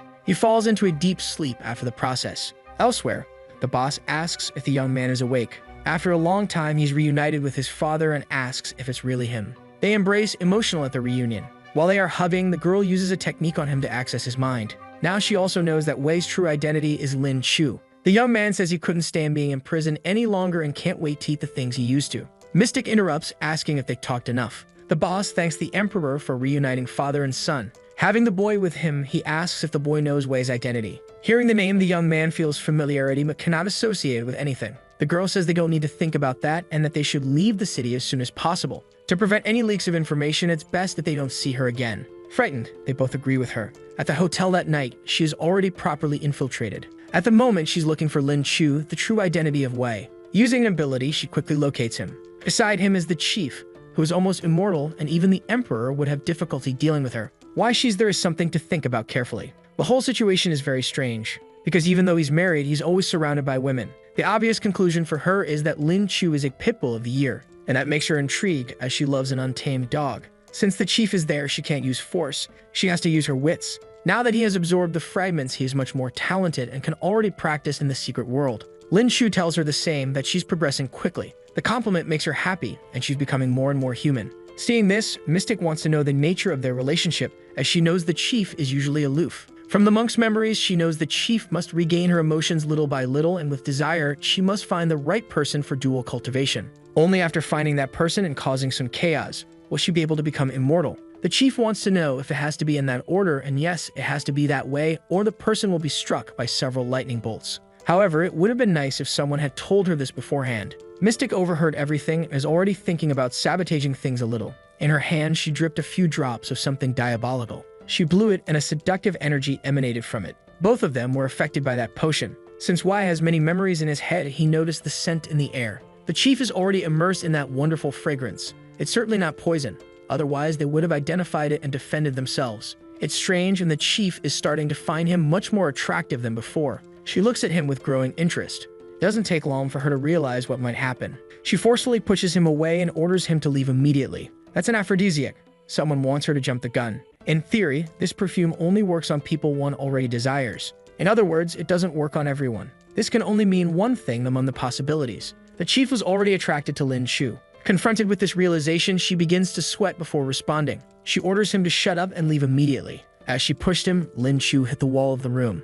It seems the enemy knows them well, and right now, Lin Chu needs to find a place to hide. He leaves the room while Mystic watches him. But that wasn't her only trick. As he turns the doorknob to exit, he encounters something else. Rosenha is there wearing very revealing clothes. Something feels strange, and he seems quite confused. Approaching her quickly, he covers her mouth. He asks her to stay quiet because someone is attacking them. With their close proximity, she smells the perfume and begins to feel its effects. They sit in the room, and Lin Chu still doesn't know what happened. Rosenha hands him a remote, but he has no idea what it's for. It controls a bomb hidden in a box, which could be discreetly given to the invader. Hearing this, he praises her for being so smart. Rosenha is becoming increasingly immersed in the effects of the perfume. But the person attacking them heard everything. A bright light begins to shine from the door. Lin Chu prepares for whatever may come. Mystic finally reveals herself to them. Lin Chu is intrigued by the origin of this woman, because she managed to find this place so easily. While everything is happening, Rosenha pays no attention, distracted by the fact that Lin Chu touched her. On a nearby chair, the blonde prepares to explain everything. It took a lot of effort for her to find him, and after everything that happened, she's only there to ask a few questions. She runs her foot up the boy's leg. Now she asks if Rosenha belongs to the Exoanwa group. But the truth is, the city has always been under their influence, and she wants to know who Lin Chu really is. Because, aside from his talent for cultivation, he became very wealthy, and she imagines there must be someone behind all this progress. And indeed, there's a master supporting him, someone Mystic couldn't handle. But that master is unable to help right now, as she would end up succumbing to her own desires. Not wanting to stay there, Lin Chu grabs Rosenha and tries to leave the room. Before they can leave, the blonde begins to transform. Once transformed, there would be no way to defeat her, and she insists he give her the information she seeks. But Lin Chu has no guarantee he'll survive if he complies. Beside him, Rosenha is barely able to contain herself anymore. The blonde says he shouldn't worry as she doesn't want to hurt him. In fact, he should hurry because other women in his life might show up, and that could ruin his social life. But Lin Chu has no idea what she's talking about. Rosenha, who is now completely overwhelmed by the effects of the perfume, apologizes to him. And without warning, she kisses him, something he had no idea she wanted to do. She continues kissing him without hesitation. Given her moral and ethical qualities, he's completely defenseless. But he realizes the situation is peculiar. He pushes her away and tells her this is all due to the perfume. But the blonde says it only affects people who already have feelings. With that, she continues to watch them with great interest. Lin Chu is convinced that Rosenha hated him and wants to know when she started liking him. Even if she doesn't know, but ever since she found out he was Wei, she stopped hating him. And seeing his relationship with his wife, she became even happier with him. She even felt jealous of the relationship, which only got better. Because of this, she began suppressing those feelings even more. Now Lin Chu is shocked by what he just heard. The blonde, however, is pleased now that everyone is being honest. Getting closer to him with her ethics and morals, she says a few more things. She's certain that he liked Rosenha too, not too long ago. It's no coincidence that he went to her room first and not someone else's, because subconsciously he knows Rosenha is the most trustworthy person. She doesn't want to hear excuses, as she knows she's right. And in fact, the subconscious reveals desires without filters. Given how they met, it's possible that this is true and that he considers her reliable. She's the person he's faced the most difficult situations with and the one he trusts the most. Once again, Rosenha approaches him with her quantum mechanics expertise. The perfume's effect is getting stronger. For him, it was a huge mistake to allow himself to be affected by it. Now his thoughts are conflicted because he's already married. In front of him, the blonde continues to apply pressure. If he doesn't reveal his secret soon, she'll leave the two of them alone in the room. And if his wife and the chief find him in that state, it would be disastrous. Nearly succumbing to Rosanha's Epicurean philosophy knowledge, he decides to tell them everything. It all started at the wedding when a woman gave him fragments of 10,000 souls. She also told him that he was her former love. 10,000 is an enormous number, and the blonde could hardly believe it. Only when a strange organization contacted her did she realize that the woman was the goddess they venerated. The blonde didn't believe he was the love of the goddess Eva. Knowing this, she felt she needed to return immediately with that information. Having heard what she wanted, the blonde left the room, leaving Lin Shu alone with Rosanha. Faced with everything that had happened, Rosanha said she was tired and invited him to sleep by her side. She eagerly awaited his response. This put Lin Shu in a complicated situation, as given Rosanha's ethical principles, the options seemed few. There was a moral dilemma where seemingly the wrong answer might be better than the right one. Faced with this, he debated whether or not he should accept the invitation. Rosanha seemed impatient with his hesitation. Displaying her credentials and postgraduate degrees, she insisted that he also liked her and that it shouldn't be a problem. Indeed, Lin Shu liked Rosanha, but he was reluctant to act while still under the influence of the perfume. Realizing that if he stayed any longer, he would eventually succumb to its effects, he left the room. Rosanha was disappointed because she had wanted to spend the night with him. Outside, the rain poured down, perfect for Lin Shu to cool his head and reflect on everything that happened. He began to wonder if, after all that had transpired, he was a despicable person. While he lamented, the blonde was already passing along the information she had gathered. She needed people capable of dealing with a chief who was nearly immortal. She hung up the phone after receiving confirmation that Xuan Ming would meet her. Watching from afar, the blonde noticed both Lin Shu and Rosanha out in the rain together, almost like a romantic scene. Rosanha stood in front of Lin Shu. She approached and hugged him. She said he shouldn't have left like that, knowing that he liked her too. Lin Shu admitted that he indeed liked her qualities, intelligence, sweetness, and character. But under the influence of the perfume, it would have been unfair to her if something had happened. Now that the perfume's effect had worn off, Rosanha decided to confess her feelings. Not knowing how to express it, she simply told him she liked him. Silence hung between them. After her confession, she wiped the tears from her face. Without the influence of the perfume, she asked him to listen carefully, as she wanted to give everything she had to the person she loved, as long as he accepted her. Once again, she hugged him in the rain. Listening to his heartbeat, she said that even his heart revealed that he liked her. For her, Lin Shu belonged to his wife, but Wei was hers, and that made things balance. While this was happening, the blonde decided to release more of the joyed perfume into the air. As soon as the fragrance reached them, Rosanha fainted. The blonde, now smiling, revealed that Rosanha was poisoned and could only be cured with spiritual energy. To save her, Lin Shu would have to spend the entire night transferring spiritual energy to her. And in fact, all Rosanha wanted was just one night and nothing more. Given the situation, Lin Shu picked her up in his arms. They returned to the room, ready to make the neighbors jealous. Rosanha mentioned that she had never played this kind of game before, as it was her first time. Rosanha was already lying on Lin Shu like a pet cat, but she needed a hot bath since they had been in the rain, and it would help prevent her from getting sick. In the bath, the water began to fill. Outside, Wei prepared to join her. She was anxious, waiting for him to enter. Carefully, he stepped into the bath. Once inside, they were still fully clothed, as they were both virtuous people. Rosanha looked at him with more mischief than a con artist in a retirement home. It didn't take long for them to start kissing passionately. His hands, still restrained, wrapped around her back. After the kiss, he lifted her onto his shoulders. Rosanha didn't fully understand what was happening, but was enjoying the experience. With one hand, he held her firmly. The water rose, covering them completely. Rosanha found herself immersed in the water, feeling comforted, as if she were the only person in an endless ocean. He was sharing his spiritual energy with her, which is why it felt so good. There they held hands. The connection between them was so strong that Rosanha felt she might transcend to another level just from that. While she concentrated, her attributes became even more prominent. Wei told her that she could become stronger than she imagined as long as she could withstand the pressure. For today, his name was Shituba. During the process, Rosanha's entire body began to glow. Wei had to shield his face due to the intense light. Indeed, Rosanha was even more talented than she had imagined. The blonde, observing from afar, was intrigued, thinking that if this was truly the former love of the goddess Eva, so she couldn't finish him off, but if she knew how to use him, she could take down Xuanwu. If the emperor confronted the goddess, it would mean the end of the sect and all that nonsense. She had been in that group for a long time and couldn't wait to leave and live a normal life. As she thought about it, she noticed the air around her beginning to change. Ice was forming on the ceiling. It was accumulating to the point that it started falling to the floor. A boot stepped on the ice-covered ground. A hooded figure walked down the hallway. This guy who manipulates ice arrived too quickly. He now stood at the door to the room where the blonde was. Addressing her, he demanded to know where the chief was because he had come to deal with the situation. His goal was to deal with her and Wei as well. The emo guy wasn't going to give up on his mission. The blonde listened and didn't disagree. She knew Wei was having some quality time with Rosanha, so it was only a matter of time. All this young couple needed was some time alone.